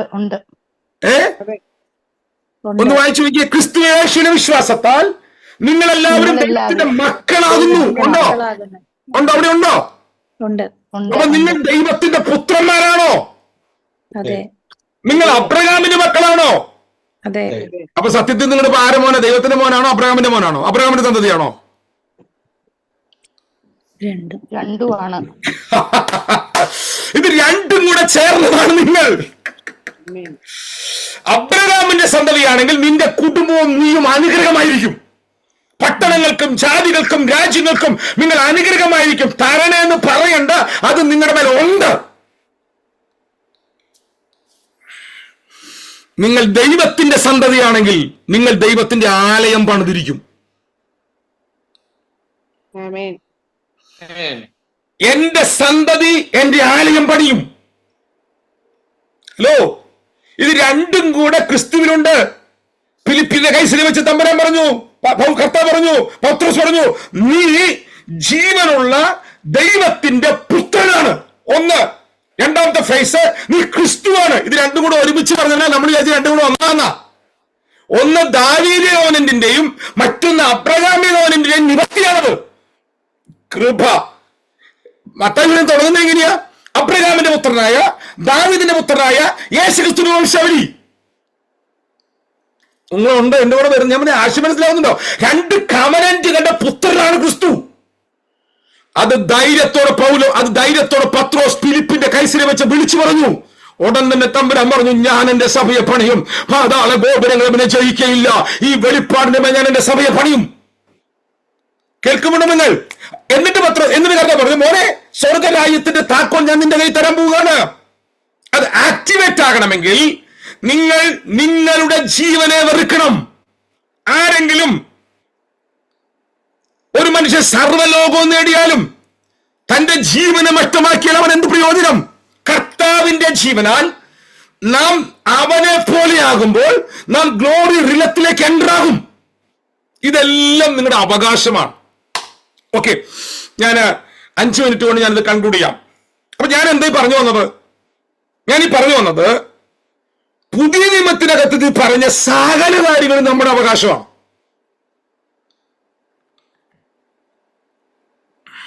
കൃപ. ഞാൻ നോക്കുക, നിങ്ങൾ ആരെങ്കിലും എന്നെ നോക്കി ഒന്ന് സന്തോഷത്തോടെ ചിരിച്ചിരിക്കുമെന്ന്. എല്ലാവരും നിങ്ങളുടെ അവകാശമാണ്. പാപക്ഷമ, വീണ്ടും ജനനം, നീതീകരണം, വിശുദ്ധീകരണം, തേജസ്കരണം, ന്യൂ കവനന്റ്, മഹത്വ, ഗ്ലോറിഫിക്കേഷൻ. അപ്പൊ ഈ ഫെയ്ത്ത് നിങ്ങളുടെ അകത്ത് വരുമ്പോഴാണ് നിങ്ങളുടെ മേൽ ഗ്ലോറി ഇറങ്ങുന്നത്. നിങ്ങൾക്ക് കൃപാസനത്തിലേക്ക് നിങ്ങൾക്ക് ആത്മാവിനാൽ യാത്ര ചെയ്യാം. നിങ്ങളുടെ മേലെ ഗ്ലോറി റിലം ഓപ്പൺ ആകും. ലൈഫ് ഓപ്പൺ ആയാൽ നിങ്ങൾക്ക് പ്രസൻസ് അറിയാം. ലൈഫ് ഓപ്പൺ ആയാൽ നിങ്ങളുടെ മേൽ ഗ്ലോറി ഇറങ്ങും. ഗ്ലോറി ഇറങ്ങാൻ തുടങ്ങിയാൽ നിങ്ങളുടെ ബോഡിയും നിങ്ങളുടെ ശരീരവും അടുത്തൊരു തലത്തിനകത്ത് പ്രവർത്തിക്കാൻ തുടങ്ങും. നിങ്ങൾക്ക് ഏഞ്ചലിക് വിസിറ്റേഷൻ കാണാൻ കഴിയും. നിങ്ങളുടെ മുമ്പിൽ പല നിലകളിലുള്ള ദൈവത്തിന്റെ ആത്മാവിന് പ്രവർത്തി കാണാം. നമുക്ക് അതിലേക്ക് പോകണം. 7 ആത്മാക്കൾ നിങ്ങൾ ശക്തിയോടെ, ആത്മാവിന്റെ 7 റിലങ്ങൾ, 7 സ്റ്റേജുകൾ നിങ്ങളിൽ ശക്തിയോടെ ഇറങ്ങി നിൽക്കും. ഓ റബാന, നിങ്ങളുടെ മേലെ ജ്ഞാനത്തിന്റെ ആത്മാവ് തുറക്കും. ജ്ഞാനത്തിന്റെ ആത്മാവ് നിങ്ങളുടെ മേൽ തുറന്നാൽ ദൈവിക ട്രൂത്തുകളുടെ അടിസ്ഥാനത്തിൽ നിങ്ങൾ ജീവിക്കാൻ തുടങ്ങും. ഞാൻ എടുക്കാം, അടുത്തൊരു സെക്ഷൻ എടുക്കാതെ. ജ്ഞാനം നിങ്ങളുടെ മേൽ തുറന്നാൽ നിങ്ങൾ ദൈവത്താൽ ബ്ലെസ്സഡായി മാറും. യഹോവ ഭക്തി ജ്ഞാനത്തിന്റെ, ബാക്കി അറിയാവുന്നവർ പറയാം, യഹോവ ഭക്തി ജ്ഞാനത്തിന്റെ ആരംഭിക്കുന്നു. അപ്പൊ ജ്ഞാനത്തിന്റെ ആത്മാവ് തുറന്നാൽ ജ്ഞാനത്തിന്റെ പക്കൽ പുരാതന സമ്പത്തുണ്ട്. ഉണ്ടോ? നിങ്ങൾ എന്റെ കൂടെ ഉണ്ടോ? ജ്ഞാനത്തിന്റെ പക്കൽ പുരാതന സമ്പത്തുണ്ട്. അപ്പൊ ജ്ഞാനം നിങ്ങളുടെ മേൽ തുറന്നാൽ, ജീവൻ തുറന്നാൽ ഈ ആത്മാവ് ഓപ്പണായി വരും. ഇത് നിങ്ങൾക്ക് അനുഭവിക്കാം. ജീവൻ തുറന്നാൽ നിങ്ങൾ ഗ്ലോറി അനുഭവിക്കും. ഹലോ, ജീവൻ തുറന്നാൽ പറഞ്ഞതേ, ജീവൻ തുറന്നാൽ ലൈഫ് തുറന്നാൽ നിങ്ങൾ അവനെ പോലെയാൽ പിന്നെ നിങ്ങൾ അനുഭവിക്കുന്ന അവനെയാണ്. അവനെ നിങ്ങൾ അനുഭവിക്കാൻ തുടങ്ങിയാൽ നിങ്ങളുടെ മേൽ തുറക്കുന്നത് തേജസ്സാണ്. യെശയ്യാവിന്റെ പുസ്തകം 60-ാം അധ്യായത്തിൽ വാക്യമുണ്ട്, എഴുന്നേറ്റ് പ്രകാശിക്കുക, നിന്റെ പ്രകാശം വന്നിരിക്കുന്നല്ലോ, യഹോവയുടെ തേജസ് നിന്റെ മേൽ ഉദിച്ചിരിക്കുന്നു. അടുത്ത വാക്ക് അറിയാവുന്നൊരു പറ. അന്ധകാരം ഭൂമിയെ കൂരിട്ട് ജാതികളെ മൂടും. നിന്റെ നാട്ടിൽ എന്ത് നടക്കുന്നു എന്നുള്ളതല്ല, നിന്റെ മേലെ യഹോവയുടെ പ്രകാശം വരും. എന്റെ കൂടെ ഉണ്ടോ നിങ്ങൾ? നിന്റെ മേൽ യഹോവയുടെ പ്രകാശം വരും. നീ അവനെ പോലെയാകും. നിന്റെ മേൽ മഹിമ തുറന്നു വരും. ഉണ്ടോ? നിങ്ങൾക്ക് ഞാൻ ഇതിനൊക്കെ ആമ്യം പറഞ്ഞ് അപ്പോഴപ്പോൾ അവനെ പാസ്സാക്കണം. ഞാൻ ഈ കുത്തിപ്പിടിക്കുന്നത് വലിയ കാര്യമായിട്ട് അത് വരണേ, ഇത് ഒന്നും പ്രാർത്ഥിക്കാറില്ല കേട്ടോ. ഞാൻ ചെയ്ത പരിപാടി കവനന്റിന്റെ വെളിപ്പാടിൽ ദൈവത്തിന് നന്ദി പറയും. പറയുമ്പം ഉറപ്പിൽ വെളിപ്പാടിലാമേ പറയും. ഇത് നിന്റെ ഭവനത്തിൽ തുറന്നു വരും. ഞാൻ ഈ അബ്രഹാമിന്റെ അനുഗ്രഹം പറഞ്ഞപ്പം പ്രസംഗിക്കാൻ തുടങ്ങി 2015 എന്റെ ഓർമ്മ. അന്ന് പലരും എന്നെ വേദനിപ്പിക്കുന്ന രീതി സംസാരിച്ചു. ഞാൻ അവരോടൊന്നും മിണ്ടിയില്ല.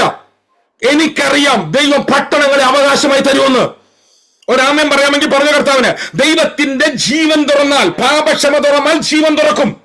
നീതികരണം ബോധ്യമായാൽ ജീവൻ തുറക്കും. ജീവൻ തുറന്നാൽ ഗ്ലോറി തുറക്കും.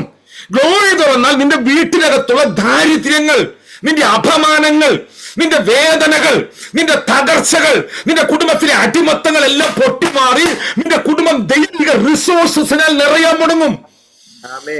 നീ സമ്പന്നനായി മാറും. ഞാനത് പറയാം, ധൈര്യത്തോടെ പറയും. ഞാൻ എന്തായാലും 1 മണിക്കൂർ 1.5 മണിക്കൂർ പ്രസംഗിച്ചിട്ട് ഒരു വാക്ക് പറയണ്ടേ? ഒരു വാക്ക് നിങ്ങൾക്ക് ആശ്വാസം കിട്ടുന്നത് വരെ പറഞ്ഞില്ലല്ലോ. നിങ്ങളെ ആശ്വസിപ്പിക്കാനല്ല. ഗ്ലോറി തുറന്നാൽ സമുദ്രത്തിന്റെ ധനം നിങ്ങളുടെ മേൽ വരും. ഉണ്ടോ? വാക്യമുണ്ടോ? എവിടെ വാക്യം? വാക്യം കിട്ടുന്ന നോക്കട്ടെ. പ്രോസ്പിരിറ്റി പേടിയുള്ളവരെ വാക്യം മറച്ചു വെച്ചേക്കുക, കുറിച്ചു വെച്ചേക്കുക. ചിലര് ആഗ്രഹം കൊണ്ട് വരച്ചു വെച്ചു. ആഗ്രഹം കൊണ്ട് വരച്ചാലും മടക്കുകയല്ല. ഒന്ന് വായിച്ചോ, വാക്യം വായിച്ച് നിർത്തിക്കോ. മിണ്ടുന്നില്ല. യെശയ്യാവിന്റെ പുസ്തകം 60-ാം അധ്യായത്തിലെ വാക്യമാണ്. പെട്ടെന്ന് വായിച്ചോ. 9:29 യെശയ്യാവിന്റെ പുസ്തകം 60-ാം അധ്യായത്തിലെ 4-ാം വാക്യം അല്ലെ 5-ാം വാക്യം. അപ്പോൾ നീ കണ്ട് ശോഭിക്കും, നിന്റെ ഹൃദയം പിടച്ചു വികസിക്കും, സമുദ്രത്തിന്റെ ധനം നിന്റെ അടുക്കൽ ചേരും. നിന്റെ ഹൃദയം പെടച്ചു വികസിക്കുന്നു. ഹലോ, നീ മഹത്വത്താൽ നിറഞ്ഞാൽ നിന്റെ ഹൃദയം പെടച്ചു വികസിക്കുന്നു. ഹലോ, ഉണ്ടോ? നിങ്ങൾ എന്റെ കൂടെ ഉണ്ടോ? നിന്റെ ഹൃദയം പിടച്ചു വികസിക്കുമാണ്. മഹത്വത്തിൽ നിന്റെ വീട്ടിൽ അത്ഭുതം ചെയ്യാനുണ്ട്. അവിടെ പറയാ സമുദ്രത്തിന്റെ ധനം എന്റെ മേൽ വരും. മക്കളെ, ഒന്നും കൊണ്ടായിട്ടല്ല പറഞ്ഞത്. ഞാൻ ദാരിദ്ര്യത്തിന്റെ പടുകുഴി ജീവിച്ച മനുഷ്യനാ. ഞാൻ ദാരിദ്ര്യം അനുഭവിച്ച പോലെ നിങ്ങൾ ആരും അനുഭവിച്ചിട്ടുണ്ടാകില്ല. പക്ഷെ ഞാൻ ദാരിദ്ര്യം പ്രസംഗിക്കുകയല്ല. കാരണം എന്റെ ദൈവം സമ്പന്നനാണ്. നിങ്ങൾ ഗ്ലോറിയിൽ വളരാൻ തുടങ്ങിയാൽ ഞാനിവിടെ പൈസ ഉണ്ടാക്കാനുള്ള മാർഗമല്ല ഞാൻ പറഞ്ഞത്. കഴിഞ്ഞ ദിവസം എനിക്കൊരു ക്ലിപ്പിട്ട് വന്നു. സമുദ്രത്തിന്റെ വനം 20 ലക്ഷം ടൺ കോടി സ്വർണം കിടക്കുന്നുണ്ട് സമുദ്രത്തിനകത്ത്. ഞാൻ ഗ്രൂപ്പിലിടാട്ടോ, ബൈബിൾ കോളേജ് ഗ്രൂപ്പിലിടാവേ. ആരും ഒന്ന് പറഞ്ഞു നോക്കി എത്രയാന്ന് ഓർക്കുന്നുണ്ട്? ആരും കേൾക്കുകയല്ല. അത് പോയിണ്ടാവും, മോളിൽ കൂടെ പോയിണ്ടാവും. ഞാനിപ്പോ പറഞ്ഞു കേട്ടോ. ആരെങ്കിലും 20 ലക്ഷം 20 ലക്ഷം ടൺ. തെറ്റിപ്പോണ്ട. ഈ എവിടെയെങ്കിലും ഒരു വാക്ക് തെറ്റാൻ വേണ്ടി നിൽക്കുകയാണ്. ഞാനൊന്ന് ഞാൻ പറയാം.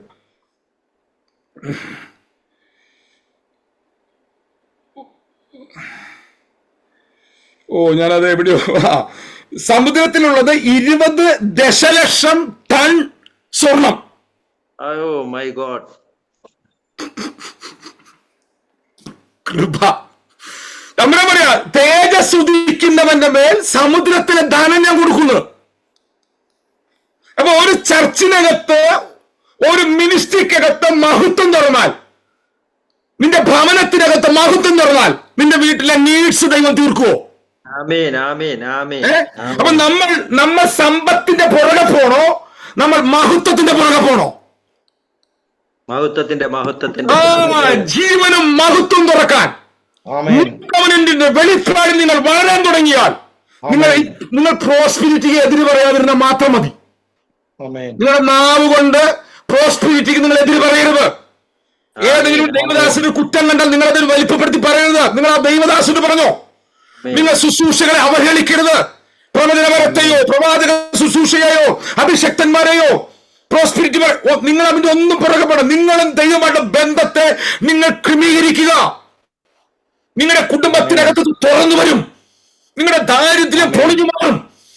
ഇത് കവനന്റിനകത്തുള്ള ബ്ലെസ്സിംഗ് ആണ്. നിങ്ങളുടെ തലമുറകളുടെ മേൽ ദൈവം ഭാവി തുറക്കും. സമുദ്രത്തിന്റെ ധനം തരാമെന്ന് പറഞ്ഞവനാണോ നിങ്ങളുടെ വീട്ടിലെ വിഷയങ്ങൾക്ക് പരിഹാരം വരാത്തത്? അപ്പൊ ഇതിന് എന്താ ചെയ്യേണ്ടത്? ഇവിടുത്തെ ചോദ്യത്തിനുള്ളൂ. സമയം കഴിഞ്ഞു പോയി. ഇവിടുത്തെ ചോദ്യം ഇതാണ്: ഇതിനു വേണ്ടി കരയണോ, ഉപവസിക്കണോ, പാസ്റ്റ വിളിക്കണോ, 3 ദിവസത്തെ പ്രാർത്ഥന വയ്ക്കണോ, 40 ദിവസം ഉപവസിച്ചിരിക്കണോ? ഇതൊന്നും ചെയ്യേണ്ടതല്ല ഞാൻ പറഞ്ഞത്.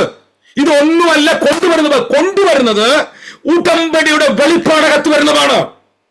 എന്റെ ദൈവം എന്നെ അനുഗ്രഹമാക്കിയിരിക്കുകയാണ്. ഒരാമ്യം പറഞ്ഞോ കർത്താവിന്. ഞാൻ, എന്റെ കുടുംബവും, എന്റെ തലമുറകളും, എന്റെ സഭയും, എന്റെ പട്ടണവും ദൈവത്താൽ അനുഗ്രഹമായി മാറും. ഒന്നത് പ്രഖ്യാപിച്ച് തമ്മിൽ പറയാനല്ലേ പറഞ്ഞത്, കാണാനല്ലേ പറഞ്ഞത്. ചിലത് പറയുകയല്ല. ഒരു മിനിറ്റ് വരെ നിങ്ങളുടെ മൈക്ക് അൺമ്യൂട്ട് ചെയ്യുക. ഒന്ന് ദൈവത്തിന്റെ ഹൃദയത്തിൽ ഒന്ന് പാടിയേ, ആ പാട്ടൊന്ന് പുറത്തു കേൾക്കട്ടെ. തമ്മിൽ പാടാനല്ലേ പറഞ്ഞത്. 1 മിനിറ്റ് വരെ കഴിയുന്നവരുടെ മൈക്ക് അൺമ്യൂട്ട്. ഞാൻ നിങ്ങളെ അനുഗ്രഹിച്ച് പ്രാർത്ഥിക്കാം. ഇത് നിങ്ങളുടെ ഭവനങ്ങളുടെ അകത്ത് തുറക്കും. ഉടമ്പടി നിങ്ങളുടെ കുടുംബത്തെ അനുഗ്രഹമാക്കി മാറ്റും.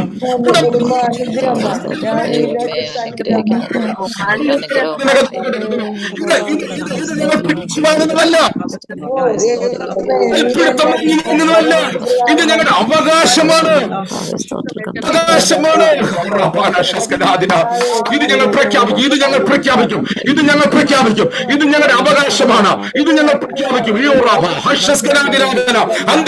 ഇത് ഞങ്ങൾ പ്രഖ്യാപിക്കും. ഇത് ഞങ്ങളുടെ അവകാശമാണ്. ദൈവിക ജ്ഞാനം നിങ്ങളുടെ മേൽ തുറക്കും.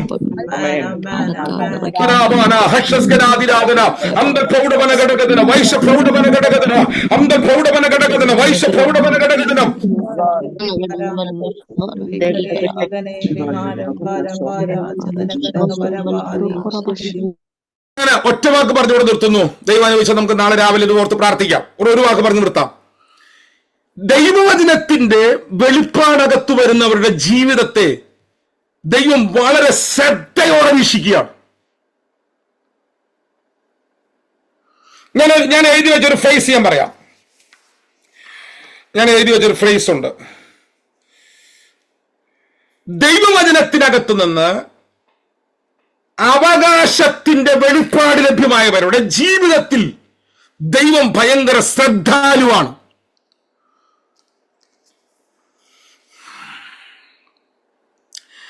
ഈ ഒറ്റ വാക്ക് പറഞ്ഞു നിർത്താട്ടോ. എനിക്കൊരു 5 മിനിറ്റ് കഴിഞ്ഞു പോയേ, സാരമില്ല. ഞാൻ ഇത്രയും ദിവസം നിങ്ങളെ ശല്യപ്പെടുത്തിയില്ലല്ലോ. സെപ്റ്റംബർ മാസം 1-ാം തീയതി ക്ലാസ് എടുത്തിട്ട് പിന്നെ ഇന്നാ ഞാൻ വരുന്നത് 2ാമതൊരു ക്ലാസ് എടുക്കാൻ. 23 ദിവസം നിങ്ങൾക്ക് റെസ്റ്റ് കിട്ടി. ഒറ്റ വാക്ക് പറഞ്ഞു നിർത്താം. ഈ ശലോമോന്റെ ഉറക്കത്തിൽ ദൈവം സ്വപ്നത്തിൽ വെളിപ്പെട്ടു എന്ന് ചോദിച്ചു. നിനക്ക് എന്ത് വേണമെന്ന് ചോദിച്ചോ? ഉണ്ടോ? ആ സ്വപ്നത്തിൽ ശലോമോൻ എന്ത് പറഞ്ഞു? എനിക്ക് ഈ രാജ്യത്തെ മേയിക്കാനുള്ള ജ്ഞാനം വേണമെന്ന് പറഞ്ഞു. തമ്പുരാൻ എന്ത് കൊടുത്തു? ലോകത്തിൽ ഒരു മനുഷ്യനും കൊടുക്കാത്ത സമ്പത്ത് അവന്റെ മേൽ തുറന്നോ? അപ്പൊ ജ്ഞാനം നിങ്ങളുടെ മേൽ തുറന്നാൽ പുറകെ സമ്പത്ത് വെളിപ്പെട്ടു വരുമോ? 7 ആത്മാവിൽ 1 ജ്ഞാനത്തിന്റെ ആത്മാവാണോ? അപ്പൊ നമുക്ക് പഠിക്കേണ്ടത് ജ്ഞാനത്തിന്റെ ആത്മാവിനെ പഠിക്കണ്ടേ? അപ്പൊ നിങ്ങളുടെ അകത്തുണ്ടാകുന്ന ആത്മവളർച്ച, ആത്മാവിന്റെ പ്രകാശനം നിങ്ങളുടെ സാമ്പത്തിക അഭിവൃദ്ധിയുമായി ബന്ധമുണ്ടോ?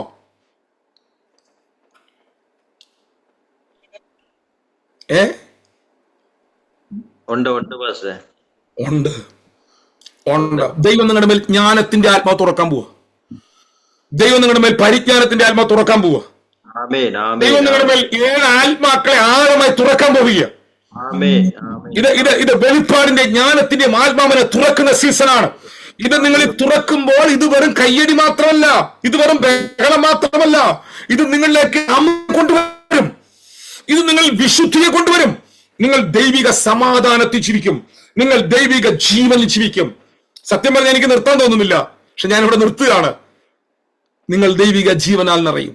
ഉടമ്പടിയുടെ അടയാളം നിങ്ങളിൽ ജീവൻ നിറയും. ഉടമ്പടിയുടെ അടയാളം നിങ്ങളിൽ സമാധാനം നിറയും.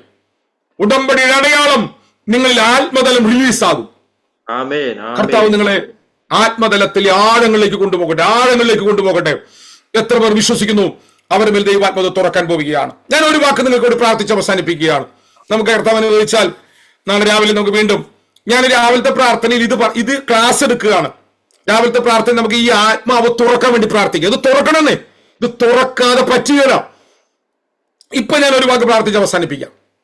പരിശുദ്ധനായ ഞങ്ങളുടെ സ്വർഗീയ പിതാവേ, ഈ നല്ല രാത്രിക്കായി ഞങ്ങൾ നന്ദിയോടെങ്കിൽ സ്തോത്രം ചെയ്യുന്നു. ഞങ്ങളെ കൽപ്പിച്ച ഉടമ്പടിയുടെ വചന വെളിപ്പാടുകൾക്കായി സ്തോത്രം. കർത്താവേ, പുത്രൻ അങ്ങ് ഇസ്രായേലത്തോട് വാഗ്ദത്തം ചെയ്ത ഉടമ്പടി, പുത്രന്റെ കാൽവരി മരണത്തോടെ പിതാവെ അങ്ങത് നിവർത്തിച്ച് ഇപ്പോൾ ഞങ്ങളുടെ വിൽപത്രമാക്കിയല്ലോ. അങ്ങയുടെ ജീവൻ, ഞങ്ങളുടെ പാപക്ഷമ, ഞങ്ങളുടെ വീണ്ടും ജനനം, ഞങ്ങളുടെ നീതീകരണം, ഞങ്ങളുടെ വിശുദ്ധീകരണം, ഞങ്ങളുടെ ഗ്ലോറിഫിക്കേഷൻ, ഞങ്ങളുടെ ബ്ലെസ്സിങ്സുകൾ, ഞങ്ങളുടെ ജീവൻ, ഞങ്ങളുടെ പുനരുദ്ധാനം, അപ്പൊ ഞങ്ങളുടെ വീണ്ടെടുപ്പിന്റെ ശരീരം, ആ ഗ്ലോറി റിലം, ഇത് മുഴുവൻ ഞങ്ങളുടെ അവകാശമാണ്.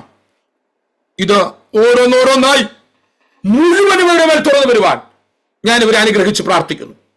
ഇവരെ മേൽ അങ്ങനത്തെ ഒരു ഗ്ലോറിയുടെ പുതപ്പ് വീഴട്ടെ. ഇവരെ മേൽ അങ്ങനത്തെ ഒരു ആത്മാവിന്റെ തലമോപ്പനായി വരട്ടെ. അത് തുറക്കുന്തോറും ഈ കുടുംബങ്ങളുടെ മേൽ കിടക്കുന്ന എല്ലാ അവസ്ഥകളും ദൈവാത്മാവ് എടുത്തു മാറ്റണമേ. കടഭാരത്താൽ വലയുന്നവരുണ്ട്, വഴികൾ അടഞ്ഞു കിടക്കുന്നവരുണ്ട്, സാമ്പത്തികമായി പ്രതിസന്ധി അനുഭവിക്കുന്നുണ്ട്, അടിമത്തങ്ങൾ അനുഭവിക്കുന്നവരുണ്ട്, കുടുംബ പ്രശ്നങ്ങൾ അനുഭവിക്കുന്നവരുണ്ട്, തലമുറകളുടെ പ്രയാസങ്ങൾ അനുഭവിക്കുന്നവരുണ്ട്. എല്ലാറ്റിന്റെ മേലും ഗ്ലോറിയായുള്ള മറുപടികൾ തുറന്നു വരുവാൻ ഞാൻ പ്രാർത്ഥിക്കുന്നു. ഞാൻ ഇവരെ അനുഗ്രഹിച്ച് പ്രാർത്ഥിക്കുന്നു. മഹത്വ കുഞ്ഞാടിന് പ്രാർത്ഥനയുടെ സ്തോത്രം യേശു ക്രിസ്തുവിന്റെ നാമത്തിൽ തന്നെ.